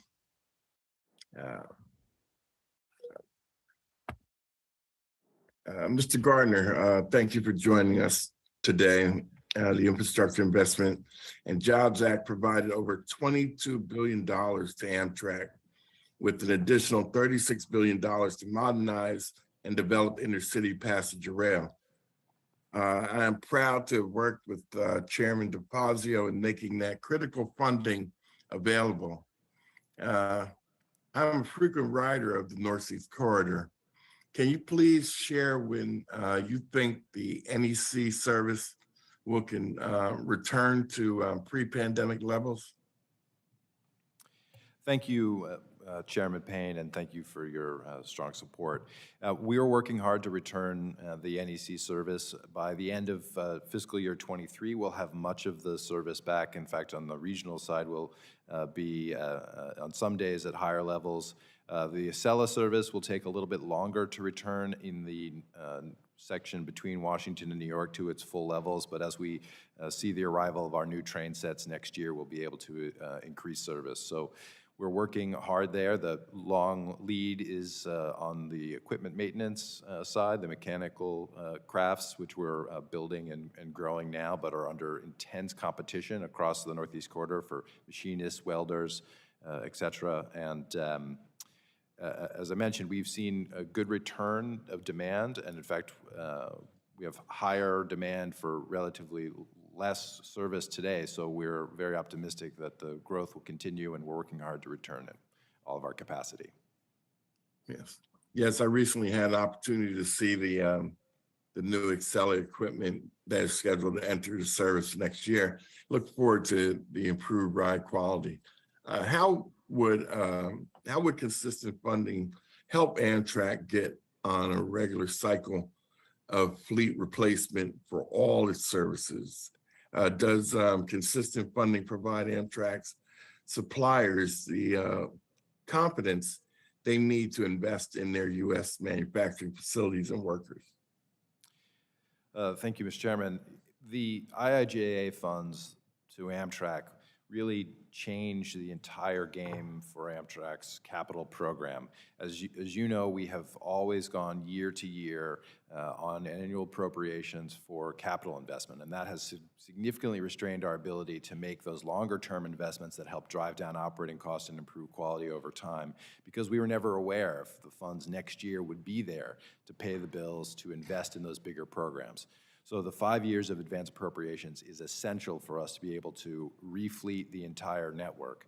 As you know, we've started with the Acela, and the IIJA funds provide the funding necessary to refleet the regional equipment, both in the Northeast and around state-supported corridors, and really excitingly, give us the funds now to start tackling the long-distance network.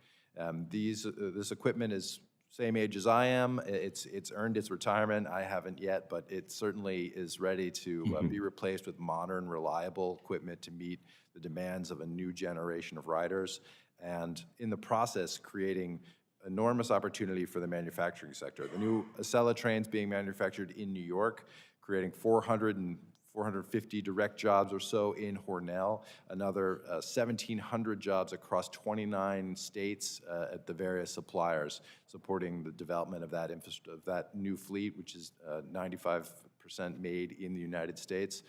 So really a great opportunity as we invest in new equipment for the network to also stimulate the economy and job growth. Yes, I'm really glad that the federal government has finally met its commitment to Amtrak over its life, finally. But thank you for your work on advancing the Gateway program with New Jersey Transit. What help do you need from our committee going forward to keep this project moving? Well, thank you. We are making good progress on the Gateway program. It's an incredible partnership between the state of New York, New Jersey, Amtrak, and the federal government. The key things here will be our partnership with the Department of Transportation as it starts to award the grant funds, both in the FTA programs and FRA programs, to provide that funding necessary to deliver the program, and to also work to harmonize the different requirements associated with the relative grant programs, because there are different rules in each, and we're really in a new era of combining funding together. So I think the committee's focus on ensuring that those funds can come together from different programs successfully, so that program parties and sponsors can deliver these programs efficiently and at the lowest dollar cost with the best benefit is going to be really important. The other thing I would just say generally is Amtrak's operations, the daily operations, really rely on that annual appropriation amount. The Senate has $2.6 billion in their proposal for 2023, and that's really important so that we can keep operating the railroad while we're making these big investments on the capital side. Okay, thank you. Thank you. I yield back, Mr. Chairman. We now turn to Representative Balderson. Thank you, Mr. Chairman. Thank you all for being here this morning. My first question is for Mr. Ditch. Mr. Ditch, last year the White House and Federal Reserve referred to inflation as transitory and even suggested it was a high-class problem. Currently, the Consumer Price Index is 8.3 over the past year, a 40-year high. According to the Congressional Budget Office, the so-called Inflation Reduction Act, which was signed into law last month, will actually increase inflation in 2023. Your colleague at the Heritage, Darren Blast, recently said about the IRA, the bill's push for electric vehicles is just one example of this extremism. Despite decades of subsidies, electric vehicles make up just about 1% of registered vehicles. Mr. Ditch, do you believe the new tax credits for electric vehicles included in the IRA is a good use of taxpayer dollars? And do you believe they will reduce the record high inflation in short term? I do not believe it is a good use of taxpayer dollars, and I think it is very clear at this point that the so-called Inflation Reduction Act has practically nothing to do with reducing inflation. You don't have to take the Heritage Foundation's word for it. You can look at the Penn Wharton model, you can look at the Congressional Budget Office, and you can also look at the math. You have the spending is front-loaded and the quote-unquote deficit reduction is spread out, which means that you're actually increasing the deficit in the first 5 years, when for inflation reduction, we need deficit reduction today. We need the spending, if anything, to be backloaded and the pay-fors to be front-loaded, not to mention the fact that by reducing incentives for business investment, you'll be reducing overall productivity, and productivity, again, is what we need right now. We need more goods to lower prices. Thank you. A follow-up to that, do you believe the environmental provisions from the IRA or the new tax on natural gas will reduce inflation? I genuinely do not. The IRA is not going to lower energy costs. It is investing in types of electricity that, in electricity generation, electric vehicles, what have you, that are not practical for broad swaths of the country. I'm originally from Western New York. Solar power is not going to do a lot of work in Western New York or states like West Virginia, but I see the federal government investing in projects in those locations. Those projects might feel good for members who are very passionate about that issue, but they're not actually going to produce a sufficient amount of energy. They're not going to actually help the consumers who really need their, the price of gas and the price of home heating to come down. Thank you for that response. And I knew that Secretary Buttigieg on Twitter that those EV tax credits will reduce inflation in the short term by helping Americans save money on gas. Unfortunately, I don't think this administration understands the vast majority of our constituents, my constituents, are focused on they're focused on affording groceries and paying their bills, not saving for a new electric vehicle. So thank you. My final question to you, Mr. Ditch. In your testimony, you note that to fund the infrastructure bill spending increases, Congress used a combination of budget gimmicks and inflationary deficit spending. Can you expand on these budget gimmicks, and how do you think Congress should have structured the funding to ensure the bill wasn't inflationary? There's a lot of what one might call, turning over the couch cushions looking for money. There was perhaps the largest gimmick involves supposedly derailing a rule put forward by the Trump administration that Congress clearly has no intention of allowing to take place, but it just happens to receive a favorable CBO score. The fact that this thing isn't going to happen, even though it's also never happened, doesn't actually offset the amount of spending that's going out the door. What matters is how much money is going out the door compared to how much money is being brought in. And the Infrastructure Investment and Jobs Act makes more money go out the door by to the tune of hundreds of billions of dollars, and the deficits, once again, are very high in the early years, which is exactly the wrong time to have it. We need deficit reduction today, not 6 or 7 years from now. Thank you. Mr. Chairman, I yield back. I thank the gentleman. I would make just one comment that there is a difference between investment and spending for consumption. An investment in infrastructure has an incredible economic multiplier effect, according to many private sources, perhaps not the Heritage Foundation. Mr. Cohen is recognized for 5 minutes. Thank you, Mr. Chair. Firstly, I'd like to say that Mr. Gardner did a good job of praising our chairman, but it could have been better because he is the Roger Federer of transportation. He's leaving everything on the court. He can leave knowing he's accomplished his job and served his mission well. And I thank the chairman for his work and Mr. Gardner for his kind remarks. I appreciate, Mr. Gardner, let me ask you about Amtrak. Memphis proudly has a service to and from Chicago and New Orleans. Like to have service to Nashville. Any opportunity for that to occur in the future? Well, thank you, Congressman. So there is opportunity for that through the FRA Corridor Development Program. So just to be clear, the way that the IIJA structures so the dollars available and the opportunities is really the growth and network and expansion opportunities will proceed through the Federal Administration's programs, and Amtrak has really focused on rebuilding and modernizing our current assets. So the FRA has established this program. It's an opportunity for states, localities, and other partners and stakeholders to identify corridors for development and then proceed through a pipeline of planning and investment so that new services can be developed. So we're going to be working with the FRA and we already are working with states all across the I hope you will try to see that happens. You know, there are more songs written in Nashville about people leaving Nashville and going to Memphis than anything else. And they could facilitate it with a train. Let me ask you also, is Mr. Stephen Anderson still at Amtrak in any way or whatsoever? Richard Anderson, no. Richard Anderson, good. Richard Anderson, in one of these committee meetings when they were talking about the merger of Northwest and Delta, promised me that they would not close the hub in Memphis. He said, I love Arnold Pearl. I love Phil Trinary. I love the Rendezvous. Memphis will not close. He lied. I'm happy he's gone. Management makes a lot of money. They make a ton of money, and they come to us and they lie, just like the Boeing Airlines president came to us and said, I'm responsible. And I asked him, if you're responsible, you should take a cut in pay or resign.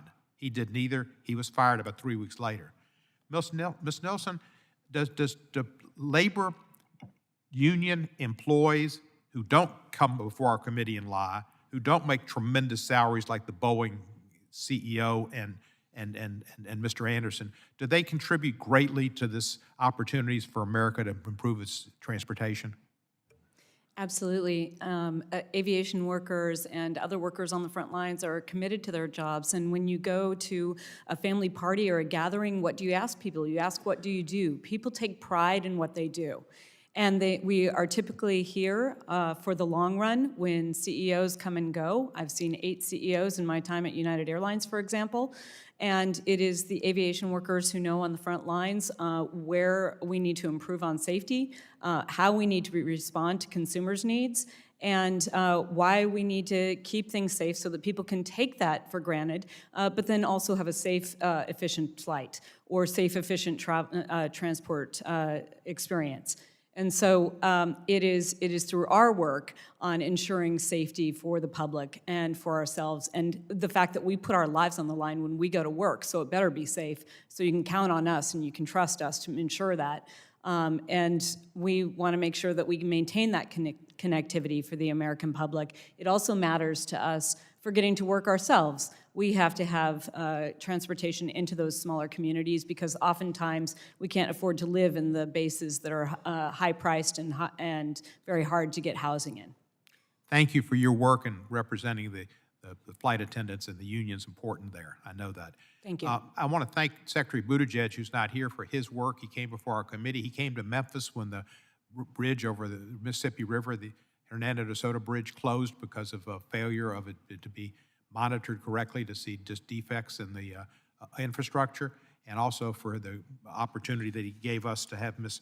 Fernandez, the FTA administrator, to come to Memphis when she announced grants to our transit system of close to $76 million, which was very important for our bus system, and we appreciate it. We know bridges will be coming, that lead pipes will be replaced, that internet will become more available to more people and cheaper, and that roads will be constructed. Memphis is a city that lives on transportation, and this infrastructure bill was good. Could have been much greater if they'd accepted the House bill. And I do want to mention the following names real quickly: Richard Burr, Bill Cassidy, Susan Collins, Lindsey Graham, Lisa Murkowski, Rob Portman, Jerry Moran, Todd Young, Tom Tillis, Mike Rounds, and Mitt Romney, Republicans who voted for this bill in the Senate. It's a good bill, could have been greater. Yield back the balance of my time. Thank the gentleman. Representative Johnson, I believe, is now with us virtually. Recognized. Unmute. Thank you, Mr. Chairman. My questions will be for Mr. Ditch. And, obviously the laws that Congress passes are important, but Mr. Ditch, it seems to me that the laws of supply and demand are also pretty powerful, certainly more powerful than anything we do in DC. So a recent survey by the Associated General Contractors, I think, found that 73% of respondents indicated that they wouldn't bid on a federal project that had a project labor agreement as a requirement. So I want you to tell me if I'm thinking about this in the wrong way. I mean, I look at a workforce crisis out in this country. We have a lot of big things we want to get done. We don't have enough talented and hardworking people to get done what we want to get done. You've got a number of outstanding firms across our country where the workers have chosen not to unionize. They have made that decision, and they are at risk in a number of these federal projects of being frozen out of helping to advance this infrastructure investment that our country needs to continue to make. Now, this is of particular importance in my state, South Dakota, where 4% of the workers are unionized. There are simply not enough unionized shops to be able to respond to the edict that the administration has put out, saying that some workers will be frozen out of this kind of work. Mr. Ditch, the laws of supply and demand, it seems to me that if we are shrinking the number of firms and workers available to bid on these projects, it will by necessity increase the price of those projects at a time when inflation is already destroying the purchasing power of these federal dollars. Mr. Ditch, what am I getting wrong with my economic assumptions? I don't believe you're getting any of that wrong. There's times where I am a bit confused as to what reality these moves are attempting to supposedly respond to. Again, if you go back a century, construction work was very low skill. You can go around and potentially employers would have more leverage than the employees and they would underpay. And so maybe in some scenarios it would have made sense to have protections like project labor agreements and the Davis-Bacon Act. But in 2022, construction work is not low skill. You need to know what you're doing. The productivity per worker is exponentially greater than it was a century ago. These workers are valuable, they know they're valuable, and employers know they're valuable. They are compensated fairly. That compensation keeps going up over time, both in absolute terms and frankly, I believe, relative to the median wage. All that these rules do is layer on an additional amount of requirements, an additional amount of bureaucracy, and it makes it harder for state governments who are mostly doing the work to find the workers, to find the contractors that they need to get the work done. And what supposedly is the harm that is being addressed by these rules? I don't see it. It just seems like feather bedding.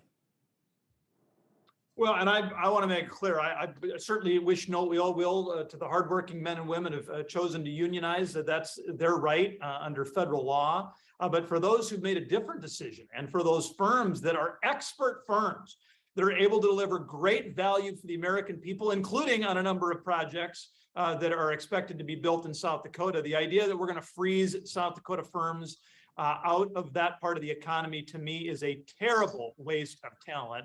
I do, with the minute I have left, I want to turn to Mr. Hirsch. There is bipartisan agreement, sir. It seems to me that the siting process in this country takes too long. The same kind of project that would take 2 years to permit in France or Germany takes 7.5 years in this country. Secretary Buttigieg and I had a great conversation about this the last 2 times he was before this committee. So, sir, could you, if you were going to give a recommendation to this committee on the most important thing we could do to appropriately streamline these approval processes, what would your answer be? Thank you for your question, Representative Johnson. I don't think I'm the best person on this panel to actually answer this for you. I would suggest throw to Mr. Reagan. Sure, right. It's an all play. Who wants to take the bait?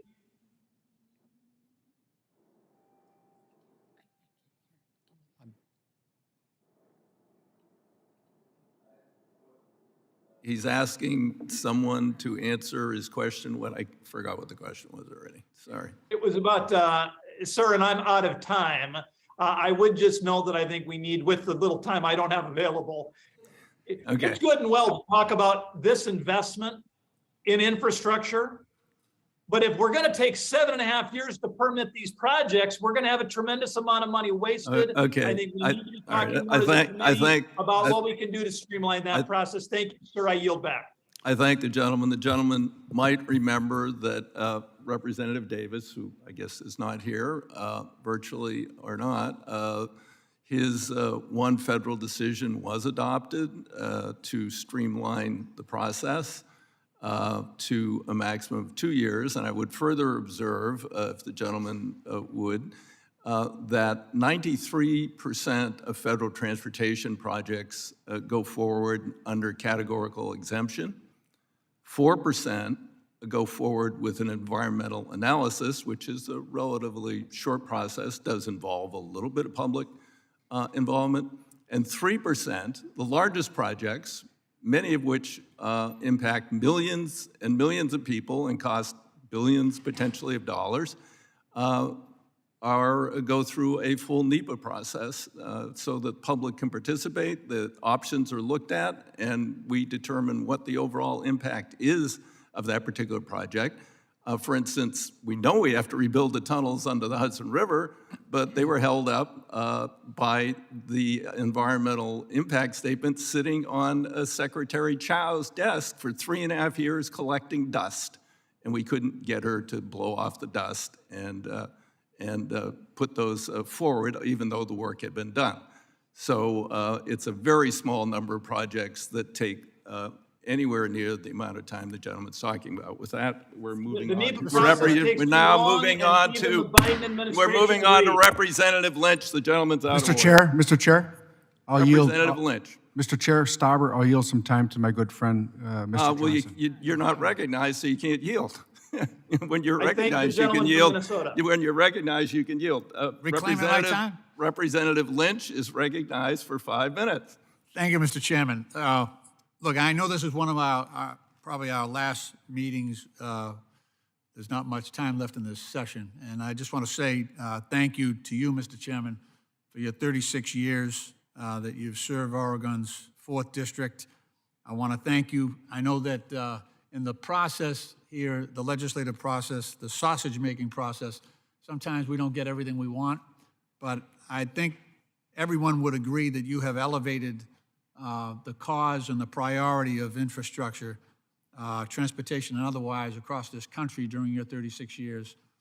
We all owe you a debt of gratitude for making, look, I'm from Massachusetts, and we have some of the oldest infrastructure in the country, and so I am doubly grateful for your leadership.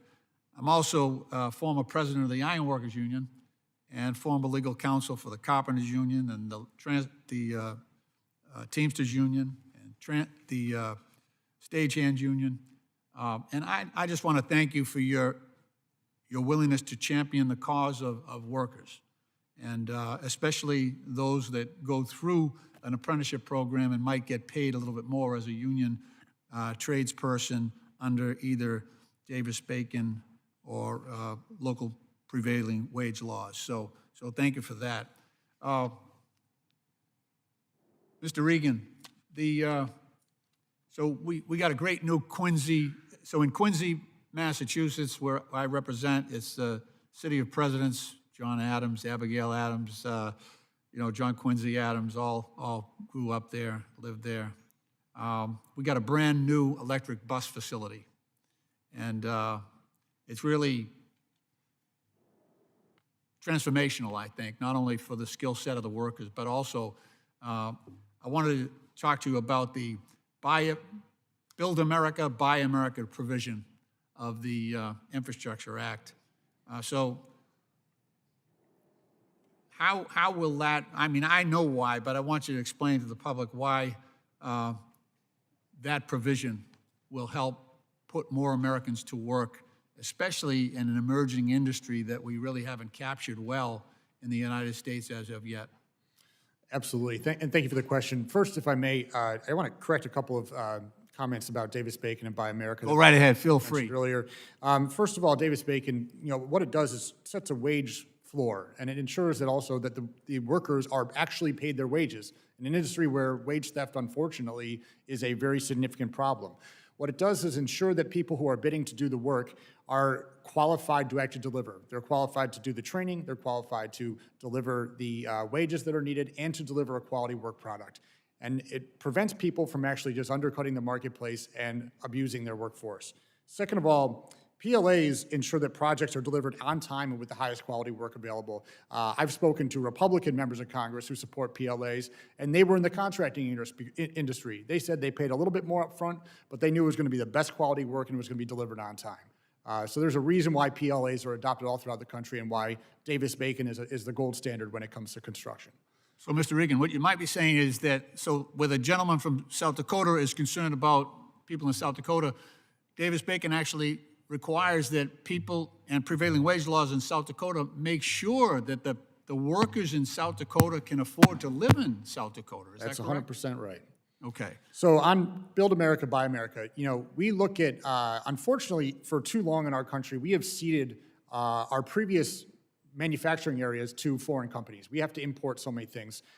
We saw that with the supply chain crisis of a year and a half ago, when one of the major problems and contributors to the failure to move goods was the lack of chassis. And we didn't make chassis here, so we had no way to actually solve that problem on our own. We were relying on chassis made in China or in other countries. And if we look at an emerging industry like electric buses, this is an opportunity to gain back some of that market share and become leaders in the manufacturing field once again, in an area where, frankly, we just can't sit here and rely from our own economic competitiveness and our own national security on foreign nations to provide our critical goods that keep our economy and our people moving throughout this country. Thank you. And you just raised another issue. So we have competition over EV batteries, so electric vehicle batteries. There's one U.S. company that's competing. It's from my district, but we're manufacturing them in Austin, in the suburbs of Austin, Texas. But that would bring those jobs into the United States, even though I'm putting workers from Texas to work. That's a good thing, as opposed to losing those jobs to countries overseas. Mr. Chairman, I yield back. Again, I thank you for your service to your constituents and to the country. Thank you. Mr. Chairman, if I may just add briefly, it is really important to correct the misstatement that 87% of construction workers have rejected a union. That's not true. There is no vote for that.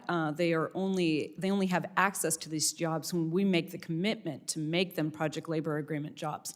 So it is on all of us as policymakers to make sure that that is possible for the American worker. Thank you for the clarification. We now turn to Representative Massey. Thank you, Mr. Chairman. Mr. Ditch, it looks like we've given over $50 billion of bailouts to the airline companies. And meanwhile, they're giving bonuses to management and their executives. If Congress hadn't given the billions and billions of dollars to the airline industries, would the airplanes have disappeared? Would the equipment on the tarmac that we see carrying the fuel and the luggage to the airplanes, would that have just vaporized? Would the computer systems that they own and use, would those have gone into the waste bin? What would have happened in a free market if we hadn't given the bailout to the airlines? For one thing, it's a very complicated situation because what was going on during the pandemic was not a pure free market. Airlines, in many cases, were discouraged or actively, in some cases, prevented from normal operations because of the public health rules. So, to that extent, their reduction in business was not their fault. At the same time, there was essentially it was a jobs program. The $50 billion, you're right, it didn't go into airplanes and terminals. It went into ensuring that absolutely nobody got laid off. This was a special kind of protection. While we did have the Paycheck Protection Program, there were some sectors of the economy where that wasn't enough, and some people lost jobs, and then when the economy rebounded, those jobs returned. We could have seen some layoffs. At least it looks like about half of that money went to that, but isn't it really a bailout, not for the airplanes and the airlines and these routes, but a bailout for the investors in those companies and a bailout for the creditors? Like, the airplanes wouldn't have disappeared. After a capital rearrangement, I would assume they'd go out and get more capital from new investors, and the old investors would get diluted. Didn't we really just protect, ultimately, after you do the paycheck protection, we were protecting the people on Wall Street that hold the stock in those companies? No, yes, there's absolutely, and again, that's very true, and it's also the case of the Paycheck Protection Program, that a tremendous amount of the money that was notionally being put forward to preserve jobs was instead captured by investors and owners, and they ended up, in some cases, not only not losing money, but getting a little bit back. Let me move on to my next question for Mr. Gardner. Mr. Gardner, can you describe to me the state of Amtrak's vaccine mandate program? So we have a general mandate for vaccine for new workers. And so are you aware that the efficacy of the vaccine wears off after 6 months? Quite a bit? So I think depending on which vaccine and what time and what period, certainly the vaccines have limited efficacy, but we require new employees as they come to the country. Let me ask you a question. If somebody got the first initial doses of the vaccine 20 months ago, would that comply with your vaccine mandate? Yes, if they were vaccinated. Do you believe 2 doses 20 months ago has any effect on the currently circulating variants of the virus? From what I understand from the public health, I do believe vaccines have a beneficial effect on public health and the individual You health. believe a COVID vaccine 2 years that was taken 20 months ago that targeted a variant that is no longer circulating has an effect on preventing the spread of COVID now? Can you give me some scientific basis for that? Because I think it's based in mysticism, disproven myths, and superstition. And in fact, I'm glad you mentioned public health and what we know about public health. The CDC this summer said that after 8 months, that the effectiveness of 3 doses is somewhere between 20 and 0% against the currently circulating variants. That's after 8 months. Your vaccine mandate is so ridiculous. You're saying if you got the jab 20 months ago, then you're good to go. And in the meantime, you do have an exemption according to your website. Somebody can be tested every week. Why would you test somebody who's not had the vaccine, but you wouldn't test somebody who had a vaccine that is no longer effective according to the CDC? Do you have any scientific basis for doing that? Yes, again, we're following the guidance from the CDC. We're following the best public health guidance we can get. Our goal here is simple, which is to try and ensure the health of our employees and the health of the traveling public. We've done a good job throughout the pandemic to do that. Our ask here is simple, is that we are looking for employees, when they come new to the company, that they be vaccinated and boosted for COVID-19, so we can help to play our part in supporting. But you don't care, my time's expired, but you don't care if it works or not. And I would like to submit to the record, I know my time has expired, Mr. Chairman, now I'll yield that back, but I would, ask unanimous consent to submit for the record a CDC update on COVID-19 vaccine effectiveness during Omicron, published June 28th, 2022, that shows just what I said. And also for the record, an article in National Review that says the third airline bailout is no better than the first 2 bailouts. The author was Veronique de Rugy. Okay, without objection. Thank you. We would now turn to Representative Carbajal, virtually. Thank you, Mr. Chair. Ms. Nelson, thank you for your and your members' work during the COVID-19 pandemic. When you came before this committee about a year and a half ago, February of last year to be exact, we discussed the challenges transportation workers faced during this pandemic. And in response, Congress acted and passed the bipartisan infrastructure law and the American Rescue Plan, which included $15 billion to extend the Payroll Support Program, PSP, which helped airline workers from losing their jobs during this unprecedented time. Right now, our nation continues to confront another threat, the ongoing climate crisis. In your testimony, you mentioned the impacts to the aviation industry and its workers. Can you elaborate more on this? Yes, thank you very much for that question. So the climate crisis is continuing to disrupt our jobs. There are increased incidents of severe turbulence that has thrown aviation flight attendants around the cabin. We are the ones that are unbuckled, pushing 300-pound carts.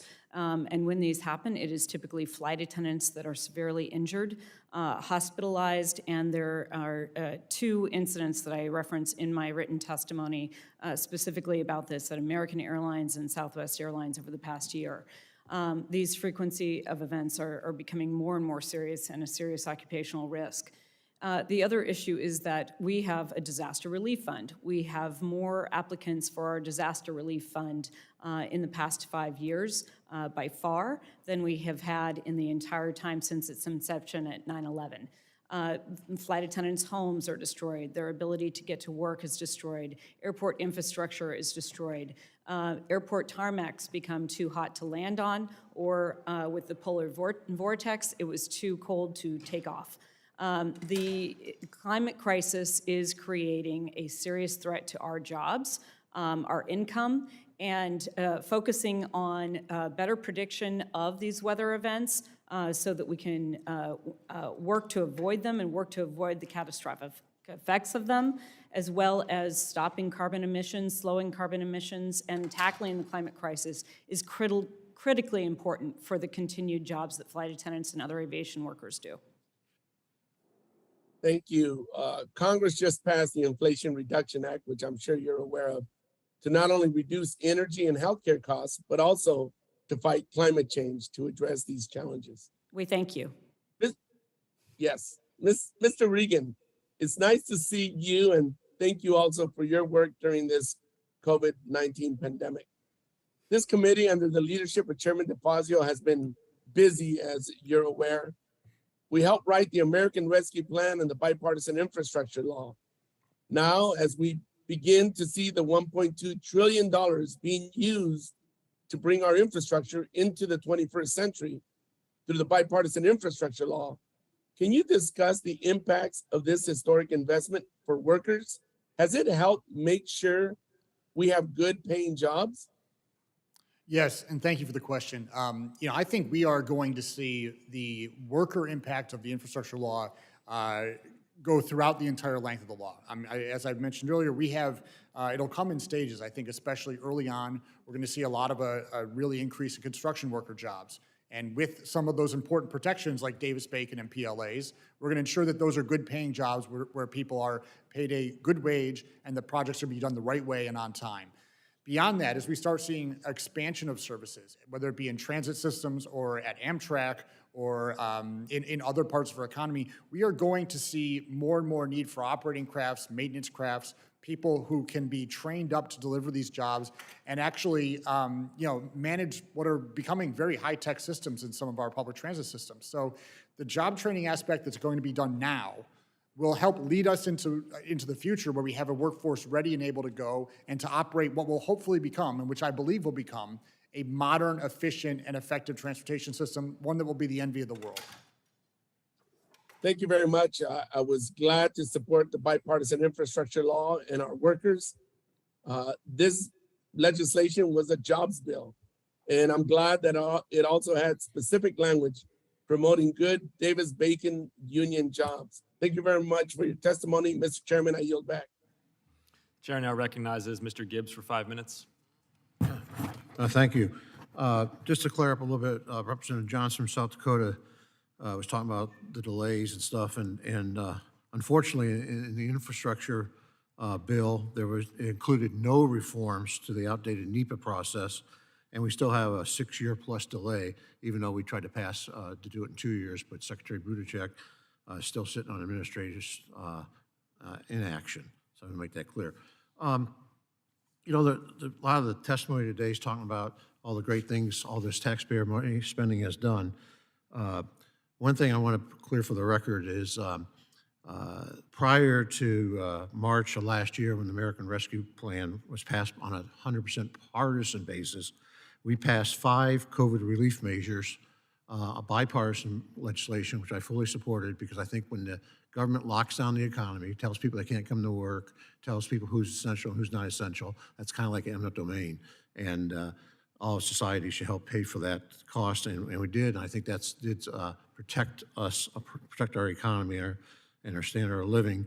But unfortunately, when they passed the bill, nearly $2 trillion last March, a year ago last March, it accelerated inflation. We had inflation 102% prior to that, and then it jumped up to 4.2% now at 8.3%, and maybe heading higher, who knows? Only time will tell. So it's added to cost. Now, Mr. Ditch, we talk about all this inflation, and everybody on the other panel is talking about all the needed infrastructure bill and all the spending that's going to pay for all this. How's the inflation devalue all these additional trillions of dollars that Congress is spending for all these projects? Would we have been better off to not spend all these trillions of dollars and maybe pass an infrastructure bill that actually went to infrastructure like roads and bridges? Because in the infrastructure in the bill, a lot of it didn't go for roads and bridges. It went for pet projects. Is that the way you see it? I profoundly disagree with Chairman DeFazio's statements a few minutes ago that essentially, if it's an investment, then magically it can't be inflationary. Spending is spending. Economic activity is economic activity. Whether someone's buying a hamburger or whether someone is buying a concrete mixer, monetary policy doesn't distinguish between how the money is being used. So yes, the added spending in the Infrastructure Investment and Jobs Act is inflationary because it isn't paid for, because it is adding to deficits. And in terms of the economic value, while some of the projects could potentially provide a return on investment, just because we're spending on infrastructure, that doesn't mean there's a great multiplier effect. When you're spending on expanding transit and Amtrak that only a small percentage of the public actually uses, when you're spending on things like quote-unquote complete streets and road diets that might make a roadway look nicer, but isn't going to actually increase the economic productivity of that asset, that isn't going to be meaning we get economic gains to balance out the spending and balance out the inflation. So I do believe we would be better off. Mr. Ditch, if Congress would do this means. Inflation Reduction Act has some tax increases in there targeting the supply side of the economy. And I would argue the reason we're in this fix because we spent trillions of dollars. The feds have, put a bunch of money out. Now they're raising the interest rates and trying to balance their sheets, bring their balance sheet back in order. But we've limited the supply, but increased demand because we put all these dollars out here in the economy, and we've cut supply, especially in the energy sector. I think most people see that. Is that correct? That we just increased this inflation. These two bills just put gas on the fire for inflation because we limited the supply through. What can we do on the regulatory side to help this? Yeah, the one federal decision rule in the IIJA was a step in the right direction. It's only one of many steps that we need. We really need to overhaul NEPA, perhaps even scrapping it altogether and starting over. Many of the provisions in NEPA are outdated, they're cumbersome, they're overly bureaucratic. Some of my colleagues at the Heritage Foundation have written extensively about this over the course of years. There's a lot we can do, and the extent to which this permitting process gets in the way of things, it gets in the way of projects that both sides like. It gets in the way of highways, it also gets in the way of solar plants and windmills. Yeah, just one last question. I got a little time here. Heritage Foundation, do you have any recommendations how we could shore up the Highway Trust Fund? Yeah. I'm sorry, what? How we could shore up the Highway Trust Fund? Yes, that's very important. The chair recommends that perhaps we do that in written response. Okay. Chair recognizes Mr. Malinowski for 5 minutes.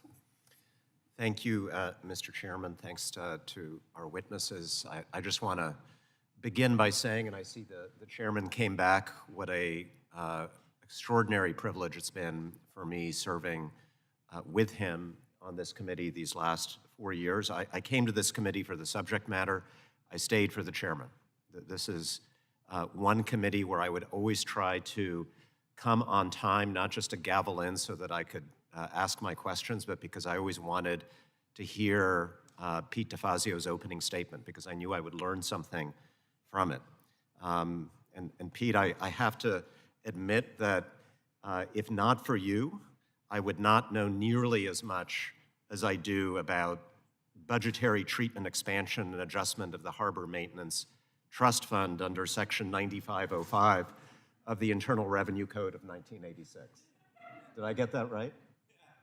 Close enough. Yes. I came here with ambitious goals, of course, and I think we met a lot of those goals. The biggest investment in American infrastructure in our country's history, helping my state of New Jersey with the Gateway project, doing it at a time when most of my constituents thought Washington was broken and incapable of doing big things. We proved them wrong. Doing it in a way that enables our country, America, not China, to lead the world to clean energy. I can't understand why anyone would be against that. Now, we did spend a lot of money, I acknowledge that. I wish the infrastructure bill had been better paid for. The political reality is we would have done it in the House. There's no way to get a bill through the filibuster in the Senate that is fully paid for. That is the political reality. But I also think that we got to be a little bit honest when we're talking about the deficit. And I want to ask you, Mr. Ditch, You said at one point today, quite correctly, that when it comes to the deficit, the only question is how much money is going out, how much money is coming in. So I want to ask you whether you or the Heritage Foundation, for example, opposed the 2017 tax bill, which resulted, just yes or no, in about $2 trillion more going out than coming back in. I was a congressional staffer at the time. Heritage was broadly supportive. Thank you. Can you think of any bill that was enacted by the U.S. Congress during that 2-year period when the Republican Party had control of the House and Senate and the White House, enacted and signed by the President, that substantially reduced the deficit? Can you name one? Nope. Thank you. And you would acknowledge that the IRA, although your critique of it, I understand it, is that it doesn't get to the deficit reduction fast enough, fair enough, that it does reduce the deficit by around $300 billion over the next few years. It remains to be seen whether that will actually be the case. Okay. That is the estimate of the nonpartisan analysts that looked at it, and as you acknowledge, Republicans had 2 years to do something about the deficit, and you acknowledge they did nothing. We just cut it by $300 billion.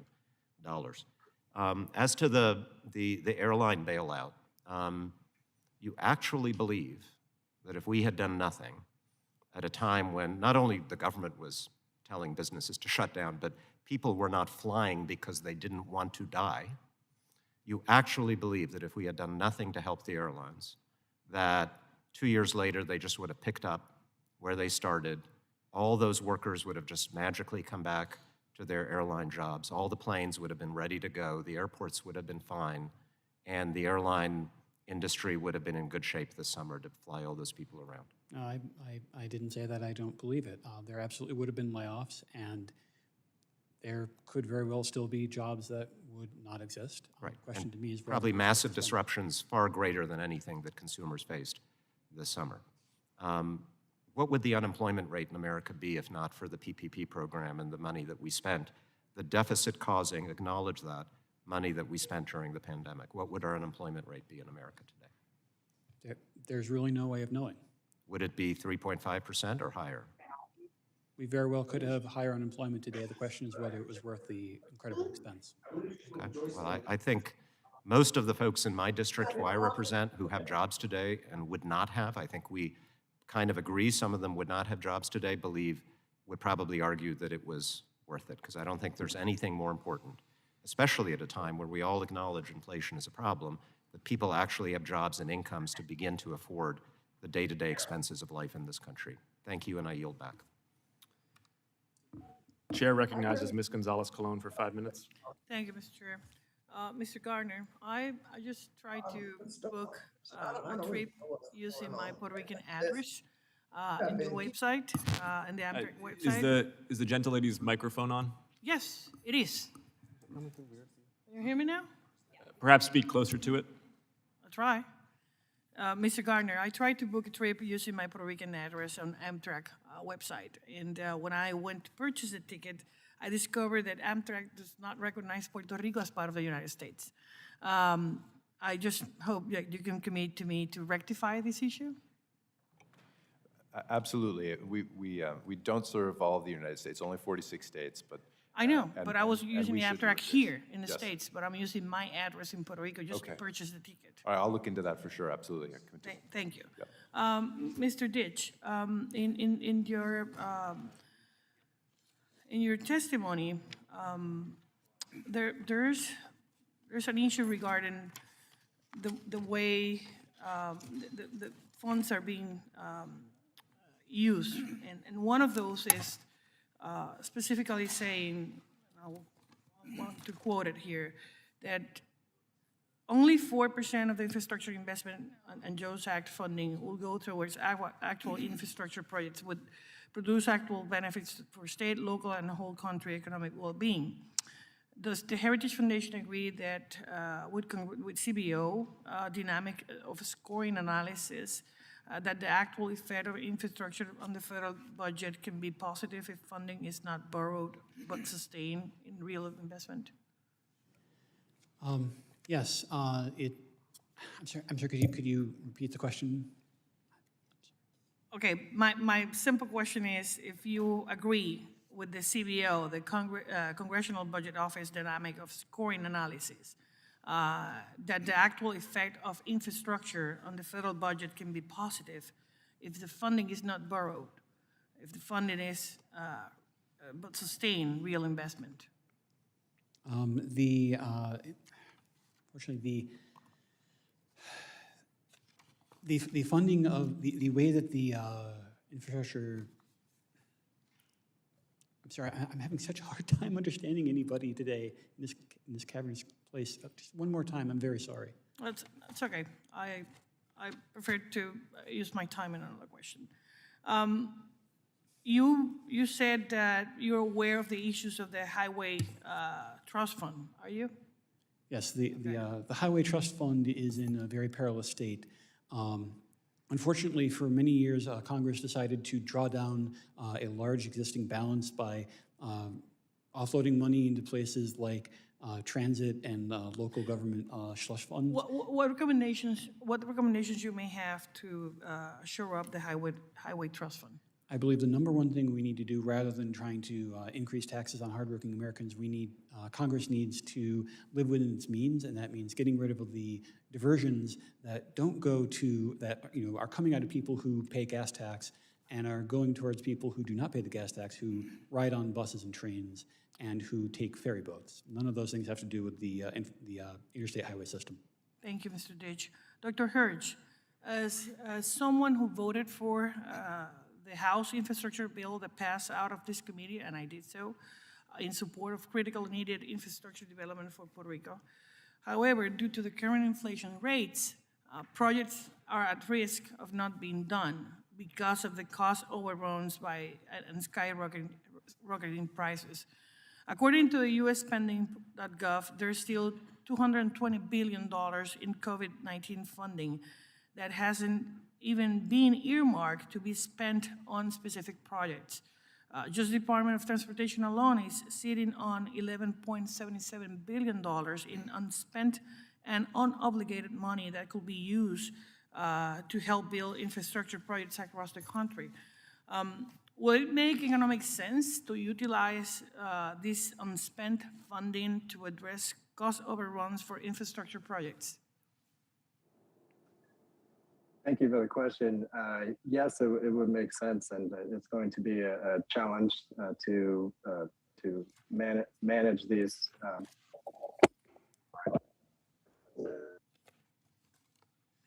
Do you think we need, what is needed to use that unspent money?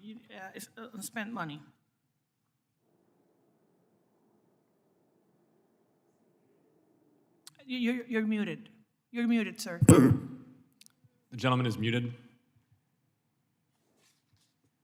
Mr. Hirsch.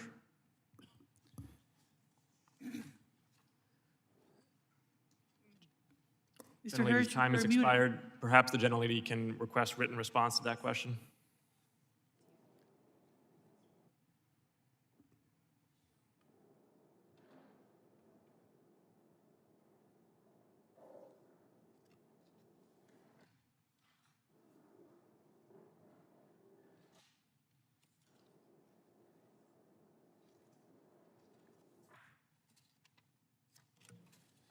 I think you need to put your headphones back in.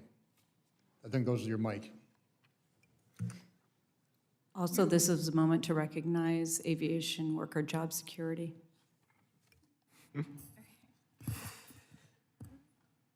chair recognizes himself for 5 minutes. And my question is for Mr. Reagan. And it's really about why are younger American men dropping out of the workforce and how unions affiliated with TTD can work to engage them. According to the New York Times, men in their prime working years, 25 to 54, have retreated from the workforce. The trend was occurring before the pandemic, really since the 1960s, but it's been exacerbated by COVID-19. Under the bipartisan infrastructure law, we had an unprecedented investment in the workforce that has a strong union foundation. At a time when public approval for unions has never been higher. It's a great opportunity for us. And yet, some of our domestic, male-dominated blue-collar industries have been growing rapidly, adding millions of new jobs, and we can't find workers. Men with no bachelor's degree have seen an almost 10 percentage point decline in their labor force participation over the last 30 years in the 25 to 34 age cohort. Some of this decline can be attributed to economic and structural change. And I know some of my Republican colleagues will place some of the blame on COVID-19 unemployment benefits, although there's no evidence for that. What we do know for sure is that men are not returning to work. And in 2021, almost twice as many women joined the workforce as men did. In 2022, 91% of prime-age immigrant men re-entered the labor force compared to only 84% of US-born men. So again, I would push back on any claims for my colleagues on the other side of the aisle that this has to do with immigrants taking jobs. That's not what's happening. What's happening here is that we have an issue with native-born American men 18 to 35 who are not entering the workforce at the level that we need them to. The not in the labor force men outnumber the formerly unemployed by more than 4 to 1. So we have this huge pool of untapped potential working age labor force that we need to help build our roads and bridges, fix our water supplies, and yet they're on the sidelines of the United States economy. And my question to you is, how can Congress and unions work together to get this cohort of prime working age men back into the workforce with skills that give them confidence, dignity in this economy, and contributing to overall economic growth? Thank you for the question. I think at its core, when people talk about labor shortage in a lot of these areas, it tends to rub me the wrong way, because a lot of situations you actually saw during the Great Recession, for example, more people were hired than actually resigned during that period. It's that people didn't want to do bad jobs. So in many of these cases, especially as you advance greater union density and more union participation, it actually raises wages across the board, even for non-union employees. So if we're providing better incentives for people to go to those jobs, which really wages, benefits, working conditions, you hit all those three, you're going to be able to recruit more people into your workforce. And there is as we also put in more training at the front end for these jobs and giving people the skills they need to advance not only in the job they are hired to do, but hopefully advance their careers down the line as well. You're giving people the tools to succeed in a specific trade, whether it be in the transit workforce, in the freight rail workforce, or in the aviation workforce. In every scenario, if we provide people with the wages, the benefits, the working conditions, and the training, then they're going to succeed, and they're going to tell their friends about, hey, I got this great job right now, and I didn't always think I'd go into be a transit worker, but right now I was blown away. The pay is good, the benefits are good. And what are you doing for outreach on that? I mean, I hear your point, wages, benefit, working conditions. There has never been a time, at least in my lifetime, when the conditions have been better for that type of outreach, where we've got work that we want to do, we've got funding to do it, we've got a lot of people able to work, and the appeal of joining organized labor is higher than ever. And yet we still have one American looking for every 2 open jobs right now. There is this cohort of younger American men who need a different type of outreach. Well, part of it, and I want to commend Stephen for what they've done at Amtrak, in terms of partnering with unions to go to these job fairs, to advertise their jobs in high schools and in community colleges, to make sure that people understand what the realities of these jobs are. Yeah, these men are not going to job fairs, though, to be clear. That's fair. We've done time use studies. They're not seeking employment. Well, I think it is going to require a lot more work. I mean, from a union perspective, certainly we can do more to advertise what our jobs bring and the quality of life that you can get with a job in any of the industries that I represent. So I think there can be more done from the union perspective. I also think that employers themselves, if they're embracing some of the principles that I support and are talking about what people can earn and achieve in these workforces and put them out, whether it be on online advertisements or even whatever is getting the greatest number of eyes on it, I think that should be an effective way to go. Well, I'm certainly eager to work with unions on this, because we need these young men building things and getting off the sidelines. Yep. Thank you. I yield back. Recognize Mr. Lamalfa for 5 minutes. Thank you, Mr. Chairman. As we've seen with inflation and supply chain shortages and such, an estimated 43% increase in the cost of highway and street construction just from May of 2020 till August of this year, according to the American Road and Transportation Builders Association. We have $7.5 trillion in additional U.S. debt since the beginning of March 2020, due mostly to the response to the COVID situation. The proposal in the IIJA had a total spending of $1.2 trillion, but it had nothing in there to really fix the underlying shortfall in the Highway Trust Fund issue, you know, gas taxes, et cetera. So I'd like to toss a question to Mr. Ditch on that. Would be, what recommendations do you have to shore up the Highway Trust Fund? There's ideas of raising the gas tax. There's other measures. There's also one of a per mile fee increase, or creating a per mile tax, which I'm very opposed to personally for my rural district. But what would you say we do to shore up that Highway Trust Fund? I believe the number one solution to making the Highway Trust Fund sustainable is reducing federal spending. That would involve eliminating transit subsidies. It would involve eliminating some of the slush funds like the Climate Mitigation Program and the Transportation Alternatives Program. If you remove all of the diversions away from roads and bridges, that would reduce trust, and at least in the pre-IIJA baseline, that would reduce spending about 30%, get it close to balance. I also believe the federal government should reduce the amount that it spends on highways. I believe that state governments have the capability to do the work themselves faster and more affordably, and the need for the federal government to subsidize highways is, frankly, zero at this point in time. Okay, so when we've seen the price of all the materials that have gone up so much, how much has inflation, do you think, caused just this? How much do you think the role of inflation has played in these price spikes versus some other factors? Like, so if say a road project costs $10 million, took 5 years to permit and build, what do you think it would look like now? Like, say, $20 million in 8 years? And then I want to come to you on the permitting process after this question. Yeah, it's really unfortunate that Congress has decided to massively increase infrastructure spending at the exact time when infrastructure spending is going to cost so much more to actually do. These projects are going to be much more expensive. Some of that increase is due to energy prices. And while, some of that in turn is potentially caused by the unfortunate war in Ukraine, some of it could also be addressed if our federal energy policy was more interested in increasing domestic production of the things that we need, the things that we can rely on, rather than all these Green New Deal policies. It's unclear what is going to happen in terms of economy-wide inflation or sector-specific inflation, but it seems that right now is a very, very bad time to try to throw more money to turn the fire hose up even higher.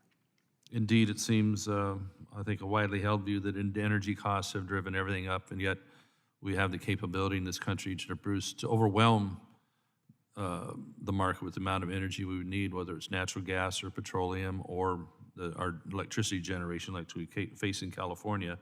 Miraculously, they decided to extend the life of a nuclear power plant, which was 9% of our power in California, another 5 years. Should have been 25 years, but indeed we're not shutting that down amongst other things. So let me shift gears to lastly mentioning the frustration with getting projects permitted. And so in the last administration, there was a federal decision that streamlined the NEPA process, would set a 2-year limit for completing a NEPA review for permitting on major infrastructure projects and required it to go through a single federal agency. That was reversed by the Biden administration on day one. I'm not sure how that helped with productivity, but it was tossed out. So in my home state of California, it has a very rigorous CEQA process, kind of equivalent to NEPA, only even more rigorous, more stringent.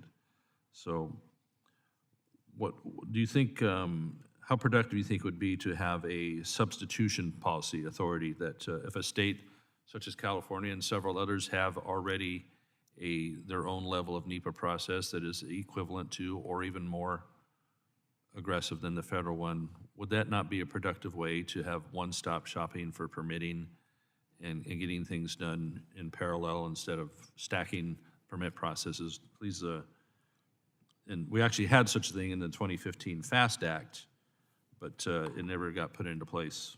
Please comment on how you think that could be cost-saving wise and time-saving wise.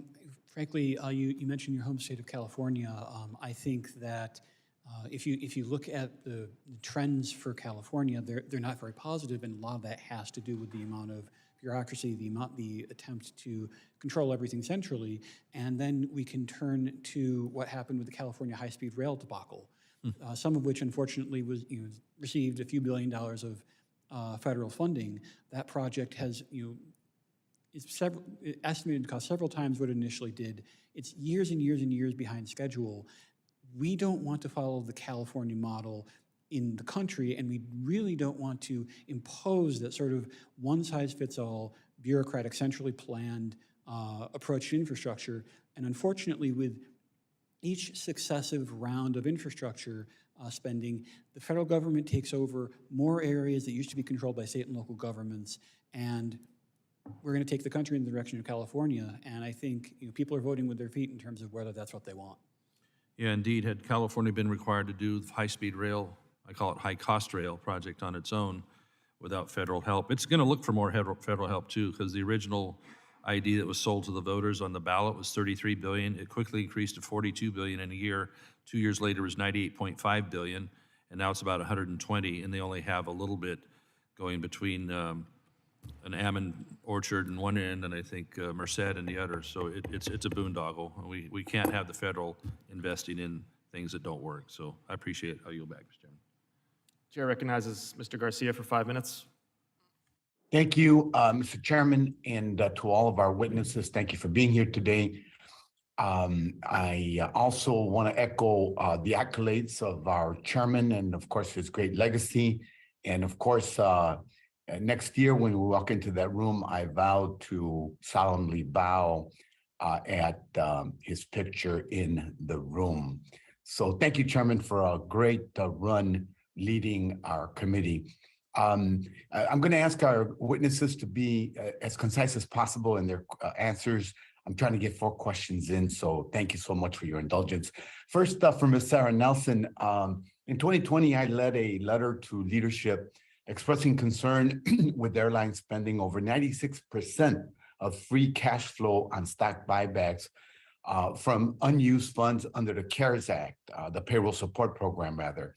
I even questioned former Boeing CEO Dennis Muhlenberg for reaping millions in stock buybacks. Are you concerned with the expiration of the stock buyback and how that will be tied to pay? 1, and 2, would you agree that these funds can be used to prioritize payroll payments, staff levels, benefit, and minimum wage assurances? Yes, thank you for the question. So first of all, I just want to make clear, the payroll support program put a cap on executive compensation that extends through March of 2023 and bans stock buybacks and dividends through September 30th, just tomorrow. And the result of that was that this was the only industry where inequality did not grow. And we are not done with recovery yet, so we are very concerned that the $39 billion that went out the door from 2014 to 2019 in stock buybacks, and during a time when the airlines were making profits, they were still cutting back on staffing and the number of people that we had at work to handle the demand. We are suffering from the results of that now. People are not able to work at the rate that they were before. It has been too hard to work 2 and 3 jobs just to get by with the 20 years of austerity that we've been working under. And this is no time for cash to be going out the door in stock buybacks, essentially a greed tool to send money to Wall Street when we need to invest in the operation, invest in the American workforce, and put us in a position where we can say to the next generation, these are good jobs to come to. They're good union jobs with good pay, benefits, and a secure retirement. And so that's what we need to do rather than investing in stock buybacks. And that's why I look forward to working with you on the Reward Work Act, my bill, and I thank the chair for serving as co-lead in its introduction. Question for Mr. Regan. Midway Airport in Chicago is near my current district and will be in my new district next Congress. I'm also the sponsor of the Good Jobs and Good Airports Act in the House, which would establish a minimum wage and benefit standard for airport workers across the country. I'm pleased that several aviation unions have endorsed the Good Jobs for Good Airports Act. In light of the current picketing happening at O'Hare and Midway airports in Chicago, how can we ensure that this money is used to improve wages and benefits that aviation workers receive, especially low-income workers who don't receive a living wage and good benefits like healthcare? And how will the $25 billion in the bipartisan infrastructure law for airports help rebuild our airports and aviation infrastructure? Again, as concise as you can be. Yeah, thank you for that question. And obviously, we are in complete agreement when it comes to making sure that these workers are supported. They are, in many cases, the contractors, work for subcontractors. They're the lowest paid people in the entire aviation industry, and they deserve better support from the federal government as we start utilizing all this money. I think one thing that the federal government can do is really incentivize the increase in better jobs, or wage raises, benefits, things like that at the front end when airports are applying for greater funds. They're going to be looking to expand airports all across the country, and it's going to be a big amount of money that's going out. And if we are putting it at the beginning that we need to have labor peace agreements, if we have to have certain wage requirements as a condition of making sure that this money is going out the door, I think that will go a long way towards ensuring that people actually start treating these workers with the dignity and respect that they deserve. Thank you so much. Running out of time here, I want to ask one more question to Mr. Regan on rail safety. Chicago is the center of this country, of our rail network. The IIJA takes a number of important steps towards improving highway and trucking safety with the goal of reducing tragic accidents and fatalities on our highways. And it's evident that these efforts are more needed now than ever, as NHTSA reported the traffic deaths reached a 16-year high in 2021. To be blunt, what's going on here and why are Amazon's operations so unsafe, and what threat do they pose to the promises of the IIJA? I think the chairman is telling me my time's Gentleman's up. time has expired. In writing, I'd appreciate it. Thank you, Mr. Chairman. I yield back. Gentleman yields. Written responses would be appreciated. And the chair recognizes Mr. Nels for 5 minutes. Thank you, Mr. Chairman. I'd like to thank all the witnesses for being here today. My questions are really geared towards Mr. Gardner. And I'm from Texas, Mr. Gardner. I represent the 22nd District in Houston. And I'm getting a lot of questions, like most individuals in the great state of Texas. We're seeing the crisis at our southern border. And many of them are asking, many of my constituents are asking me what Congress is doing to secure our border. They ask me about these midnight flights where illegal aliens are flown all over the country. And so my question is, are illegal aliens being transported on Amtrak trains? Thank you, Congressman. So we, of course, offer trips through Texas on the South Sunset Limited through your district there, and those tickets are available for purchase. We don't have any special programs or engagement regarding any immigrant groups per se. It's really just a matter of people purchasing reservations. So the tickets are available for sale, and folks board our trains. But we do not, as part of ticketing, of course, check immigration status. Okay, and so that's a follow-up question I have as it relates to purchasing tickets. And I brought this up in a previous hearing about people that want to ride on an Amtrak train. Up here in this quarter here, I've had staff and others that have told me that they can purchase a ticket on a train, right? And they're never asked for an ID. They can carry 2 bags, whatever they want on the train. The bags are not scanned. I mean, there's no metal detectors. There's no, like you get on an airplane today, you have to give them everything but a blood sample. I mean, you got to take off your belt, your shoes, all of it. You got to have your bag matched, all of it. But on a train, it appears that you can buy that ticket and there's no real security apparatus in place to make sure you know who's on your train. So how does Amtrak, well, I mean, what are your safety procedures to make sure that your passengers are safe on a train if someone can buy a ticket, like an illegal alien, possibly, or someone else, and give that ticket to somebody else because there's no ID required. How does Amtrak justify this? Well, Congressman, the Amtrak system and transit systems around the country are open systems designed to make travel easy and facilitate mobility. And certainly we have a dedicated Amtrak police force, one that we have been growing. A lot of efforts in partnership with DHS and TSA to provide security. We do random ID checks. You need to have an identification on board. And we do spot screening, and we have a large canine force associated with our police team to screen passengers. Having said that, we would encourage and support further investment in rail security efforts. It's something Amtrak has long advocated for since the tragedy of 9/11 and since forth. So there are opportunities to invest, and we're growing our police force, and we work very closely with police forces across the country to provide security both at our stations and on board our trains. Would Amtrak support legislation to have your riders, your passengers travel through a metal detector like I have to do to get on the House floor to vote here? So it's I think, very impractical approach, given that the majority of our 500 stations many of them are unstaffed, many of them are just platforms located across the network. All right, I got about a minute left, and you say it's impractical, but I will say this to you, is that when you look at the security apparatus that you have in place, and yes, I'm an old sheriff, I did it for 30 years, I understand about having dogs running around, maybe sniffing a bag here or there and doing some random checks. But I'll guarantee it, the first time, sir, that you have a mass casualty event on your train because somebody brings guns onto those trains and these assault weapons, and all of a sudden you think your ridership you're struggling now, you wait till you have a mass casualty event on the train, and then the American taxpayers are going to be on the hook because you're going to want more money. You're going to want more money because your ridership is going to say, we can't ride this train because we can't feel safe. All I'm trying to say to you is be a little bit more proactive.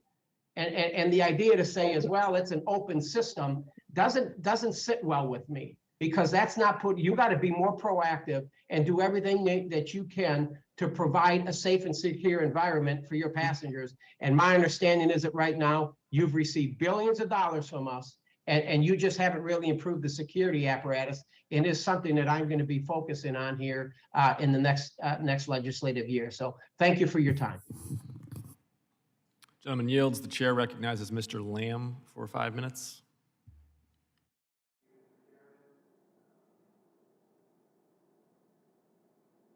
I guess the button that says talk is the one you're supposed to press. Thank you, Mr. Chairman, and thank you to all of our guests. Mr. Regan or Reagan? I missed the intro. It's Regan. Yeah, in Pittsburgh, that would be Regan, so I just wanted to make sure. I want to talk about the issue of Buy American Steel provisions, particularly in the IIJA.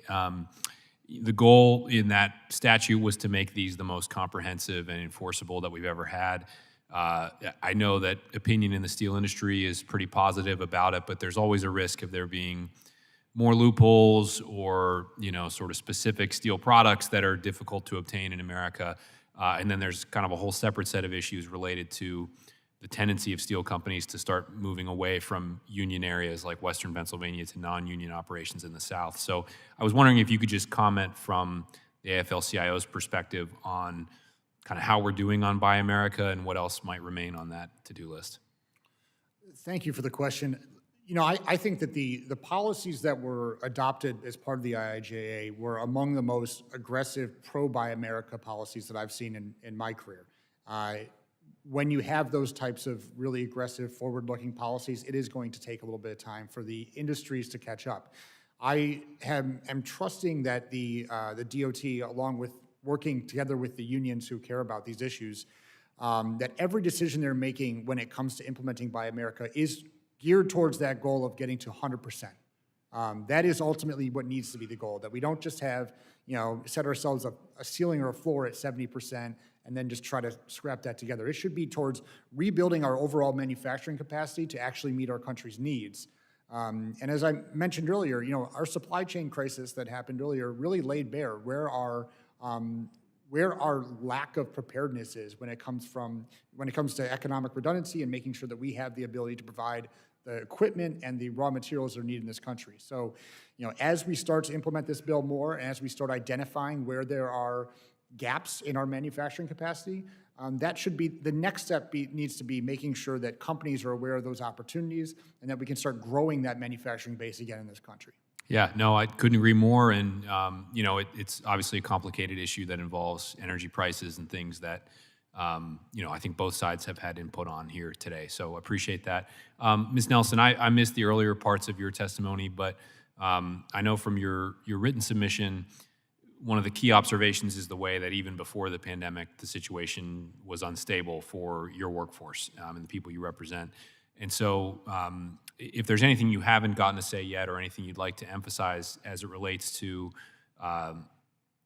basically helping your members thrive a little bit better in the years ahead, changes that we can make. Every time I'm on a flight, I'm struck by how difficult that job is. And I know during the pandemic, it got a whole lot harder. So if you could just point us to some concrete ways you think we can address whatever workforce issues are going on.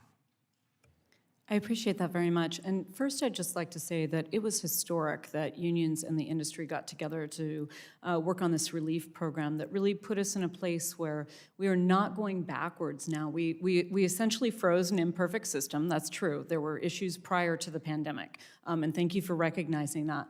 But I really do want to recognize that the industry agreed to ban stock buybacks. We hope that they continue on that. We're asking them to do that now so that they can invest in the workforce and the infrastructure. But they also agreed to a cap in executive compensation. They did not take bonuses during this time. That was said earlier in the hearing. So I want to make that very clear. And when we do our best work is when we are working together. So what we want to do is make sure that the system in place right now that promotes things like stock buybacks, where cash is being sent out to Wall Street, not reinvested in the business, not reinvested in good jobs, not reinvested in the infrastructure that's needed. I'll give you an example. When the airlines started making money, after all the bankruptcies, after the consolidation of the industry, the mergers, what we saw was staffing taken down to FAA minimum levels. Typically, at the mainline carriers, it was staffed 25 to 50% over the minimum levels, depending upon the load factors on our planes.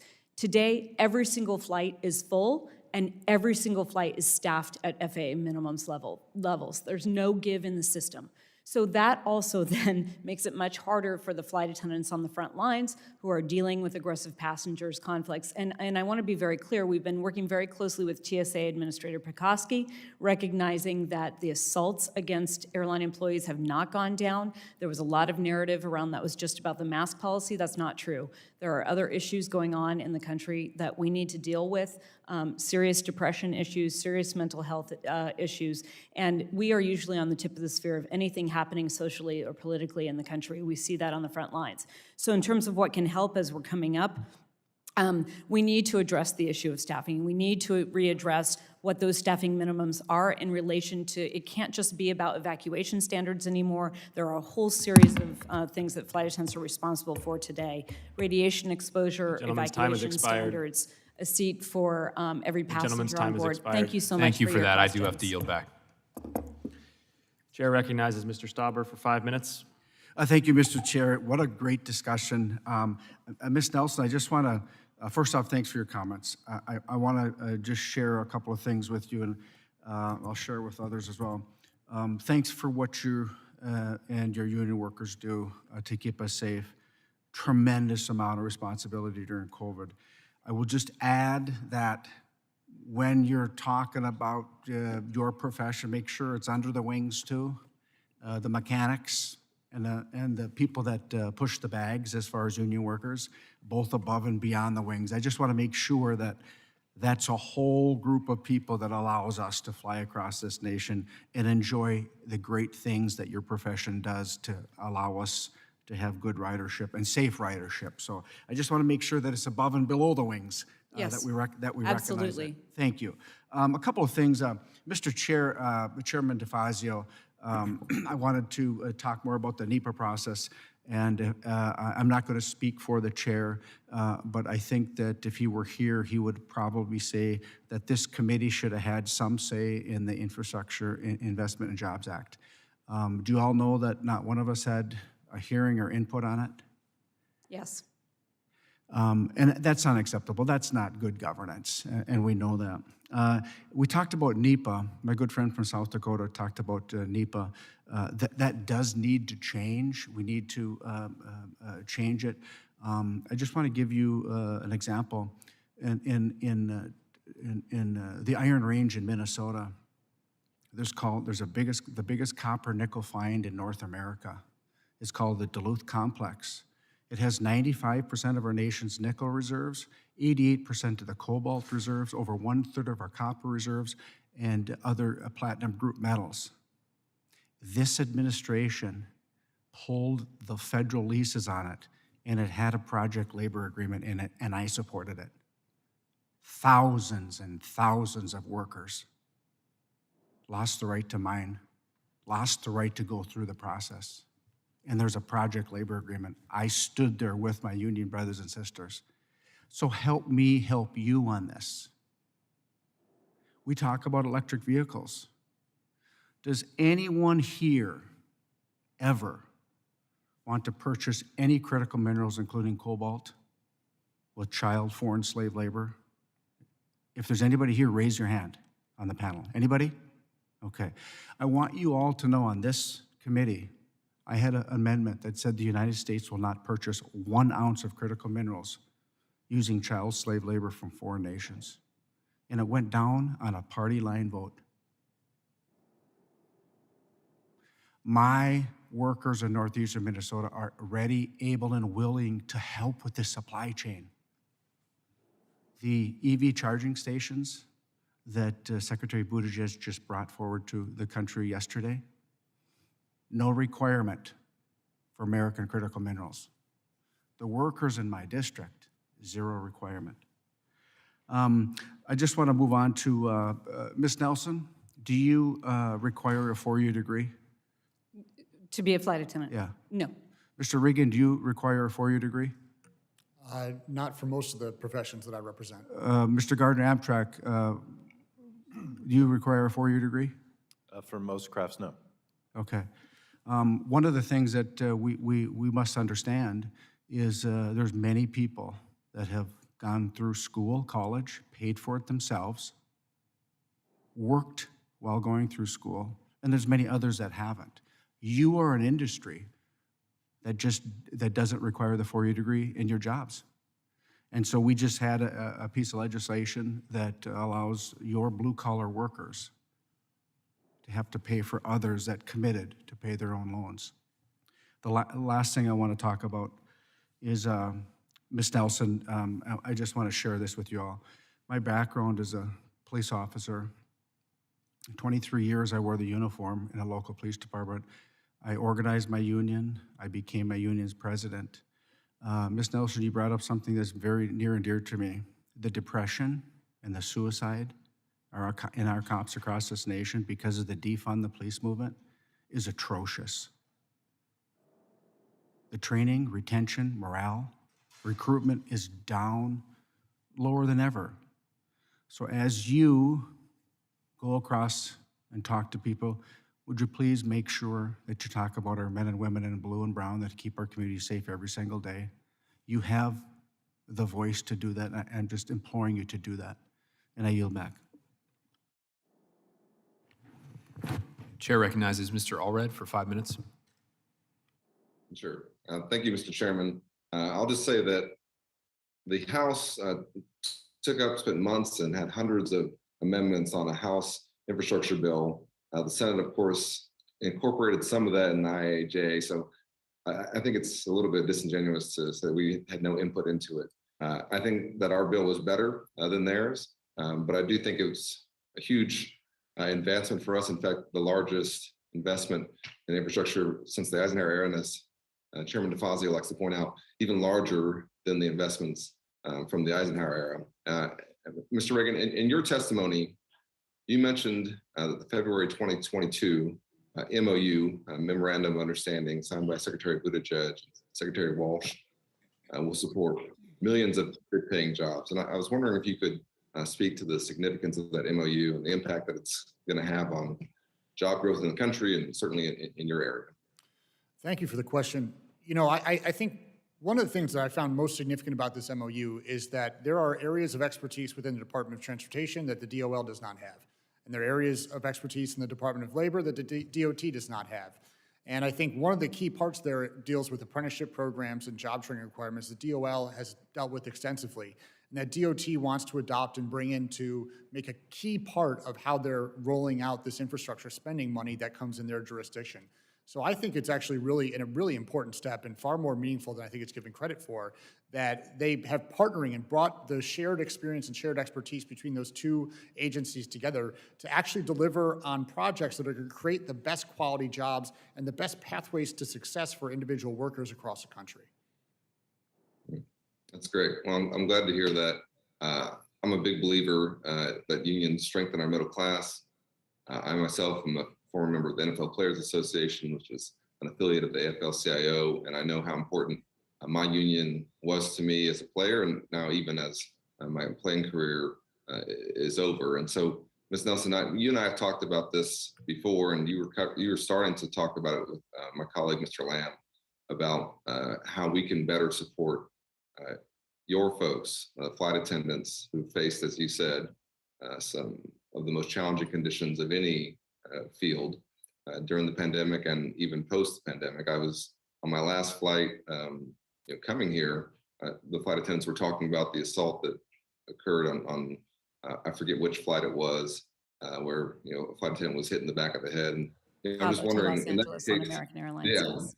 yeah, that's right. And obviously on that flight there was again an issue around jurisdiction that you and I have talked about before, and when the plane landed, who was responsible for what. Can you just talk about how we can better support safer working conditions for flight attendants?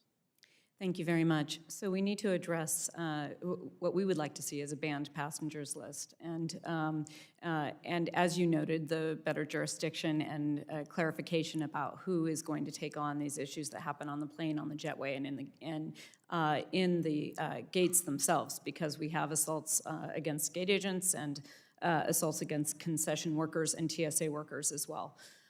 So we need to look at that banned passenger list. We also need to look at a major contributor to these events, and that's alcohol. And so the signage in the airports and the policies and the training for people serving alcohol in the airports, and also making it more clear and giving better staffing and better eyes on the entire operation throughout the airport about where the problems are arising and where people are inebriated so that they're not getting on the plane, and we're not able to see that because we have little staffing and a lot of people to load on board, so that we can keep them off the planes before we start. I want to thank you so much for your support on that, and the more that we can do to be coordinating, appreciate very much the TSA and FAA working together on moving people out of the pre-check program when they are being fined by the FAA for outbursts on the plane. They're no longer a trusted traveler and they shouldn't be there, and the coordination between FAA and DOJ to speed up prosecutions and make sure that people are very clear that when you are acting out on the plane, when you are violent on the plane, you're going to be ending up in jail.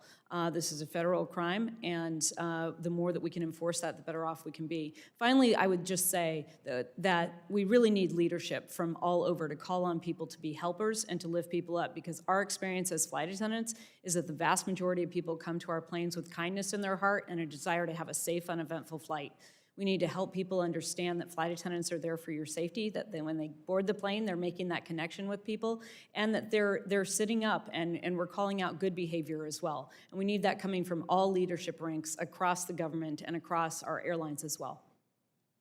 That's great. Thank you so much for your testimony, and Mr. Chairman, I yield back. Chair recognizes Ms. Mace.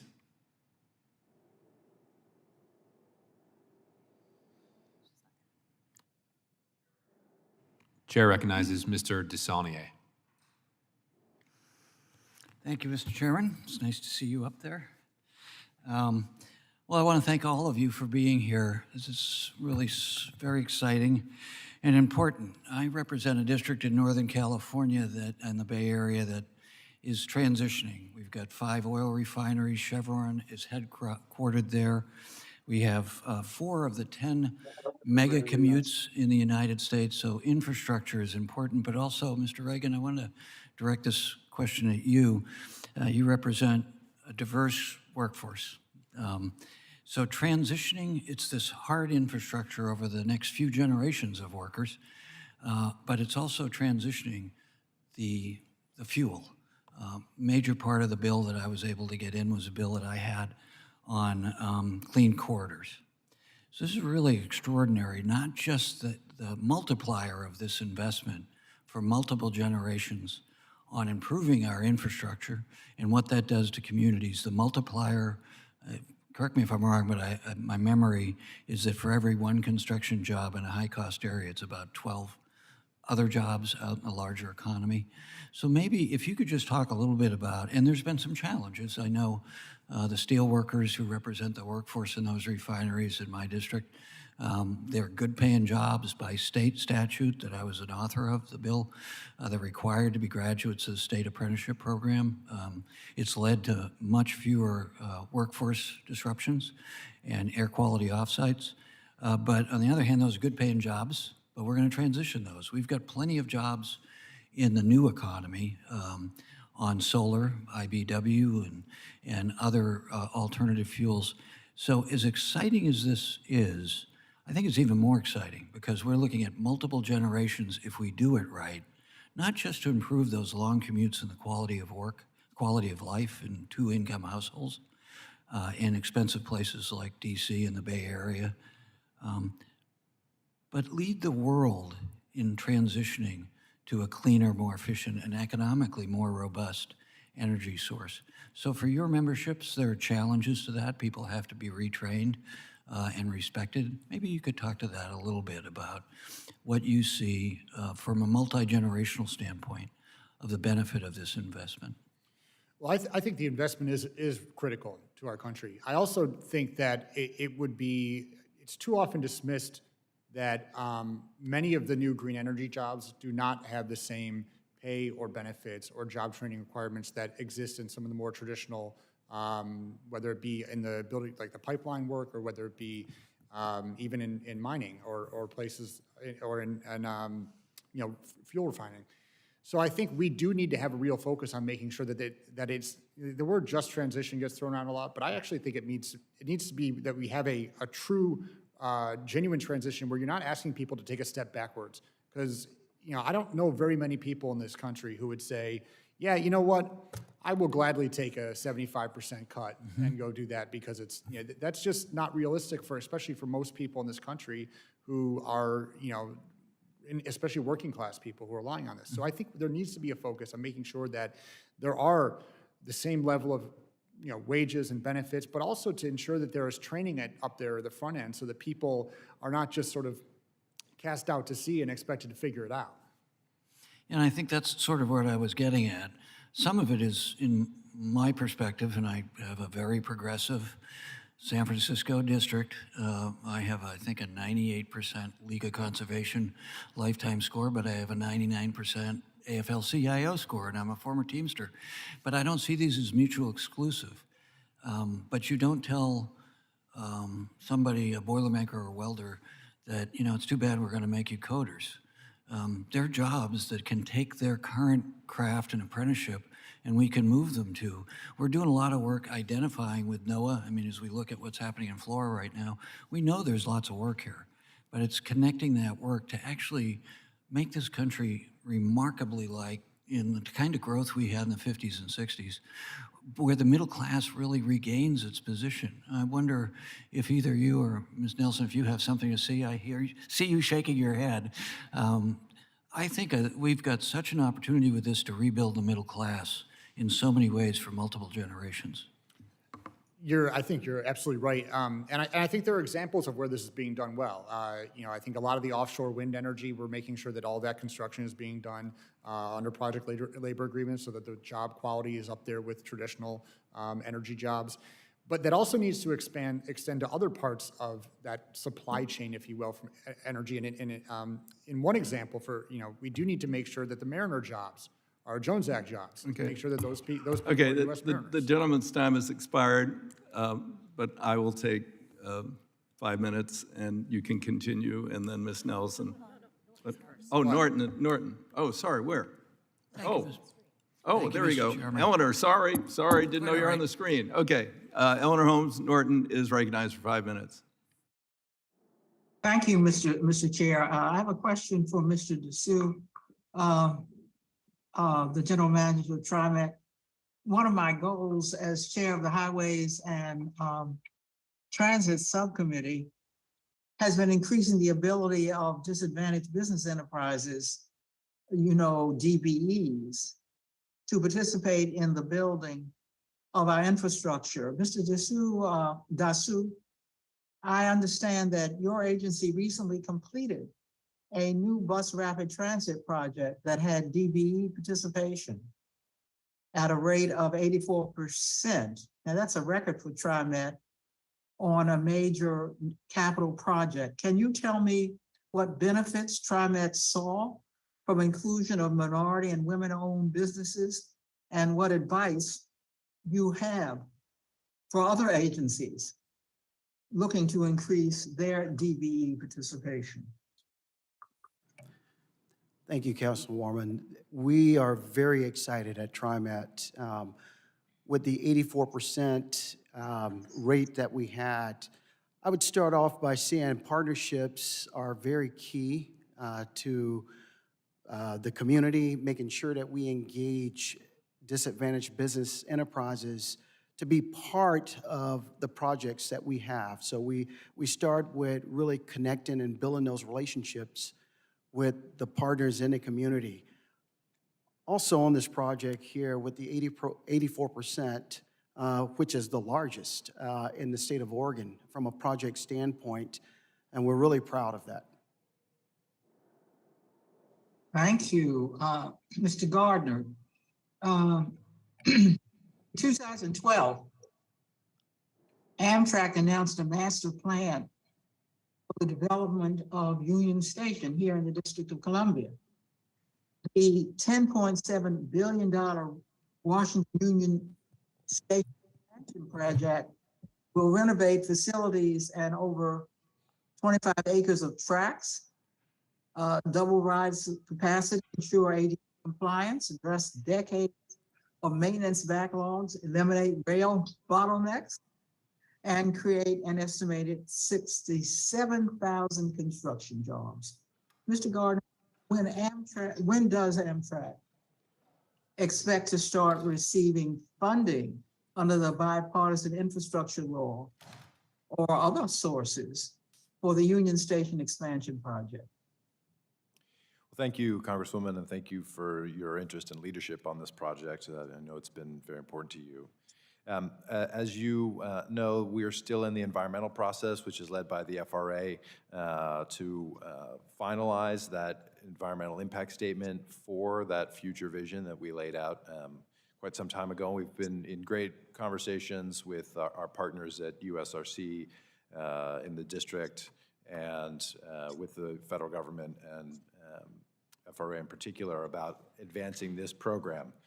So our expectation is that that environmental work will be done towards the end of next year. We're very anxious for that to be complete, and that will then permit us to go into the design process and start advancing some of the core elements of that program. I am happy to say that that work is underway in a variety of other important aspects that will support that work. We're nearing in on completion of the Track 22 rehabilitation, which puts back in a track that had been out of service and a new accessible platform that's going to be complete in the summer of 2023. We, of course, are looking for further work on the sub-basement elements here. This addresses both the historic basement of the head house and the track structure above it in the lower level platforms, and are working on the hangar to the south as well and modernizing the concourse. So a lot of work underway on the infrastructure and the elements of the terminal, but the big program is in the environmental process, and we're anxious to have that work completed by the department and be able to move forward in partnership with the district, our other commuter rail partners, WMATA, and the federal government. Well, how soon after the release of the Federal Railroad Administration's final environmental impact statement review can we expect a groundbreaking? Well, I think We are working right now, actually, with the district who is making an investment in working with us and also the Federal City Council to develop a governance and funding and financing strategy. We've got to pull together all these different parties who have different elements of this program. Also partner, of course, with the developer who has the air rights to build a path to implementing this program. So as soon as we get the environmental work done, we'll really be able to commence the remainder of the design and look for those early wins. So we're hopeful we'll be able to move forward quickly once we get the EIS complete. Okay, thank you. We're waiting for Mr. Van Drew. He says he's on his way here. Okay. Huh? He's what? He's not? Well, that's okay. I'll take 5 minutes, and then if he shows up, he can, okay. Ms. Nelson, I was a little concerned about some of what we've heard today about the PSP program. Would you just expand a little bit on that issue? Especially from, well, anyway, let's just say what we've heard. Go ahead. I'd be happy to. The payroll support program was historic. We have never conducted a relief program in this way ever before in this country. And you're talking a little soft now, Sarah. We have never, thank you. I've never had anybody say that to me. But we have never conducted a relief program in this country the way that we did with the payroll support program. It covered essentially 50% of the payroll at the major airlines to keep everyone in their jobs, make sure there was no reduction in the rate of pay, continue service to all of our communities, and it had executive controls as well, and controls on ensuring there would not be growing inequality during this pandemic. And that was the ban on stock buybacks and dividends that expires tomorrow, and the cap on executive compensation. And so all of these things kept people in their jobs, paying taxes, continuing to contribute to the country.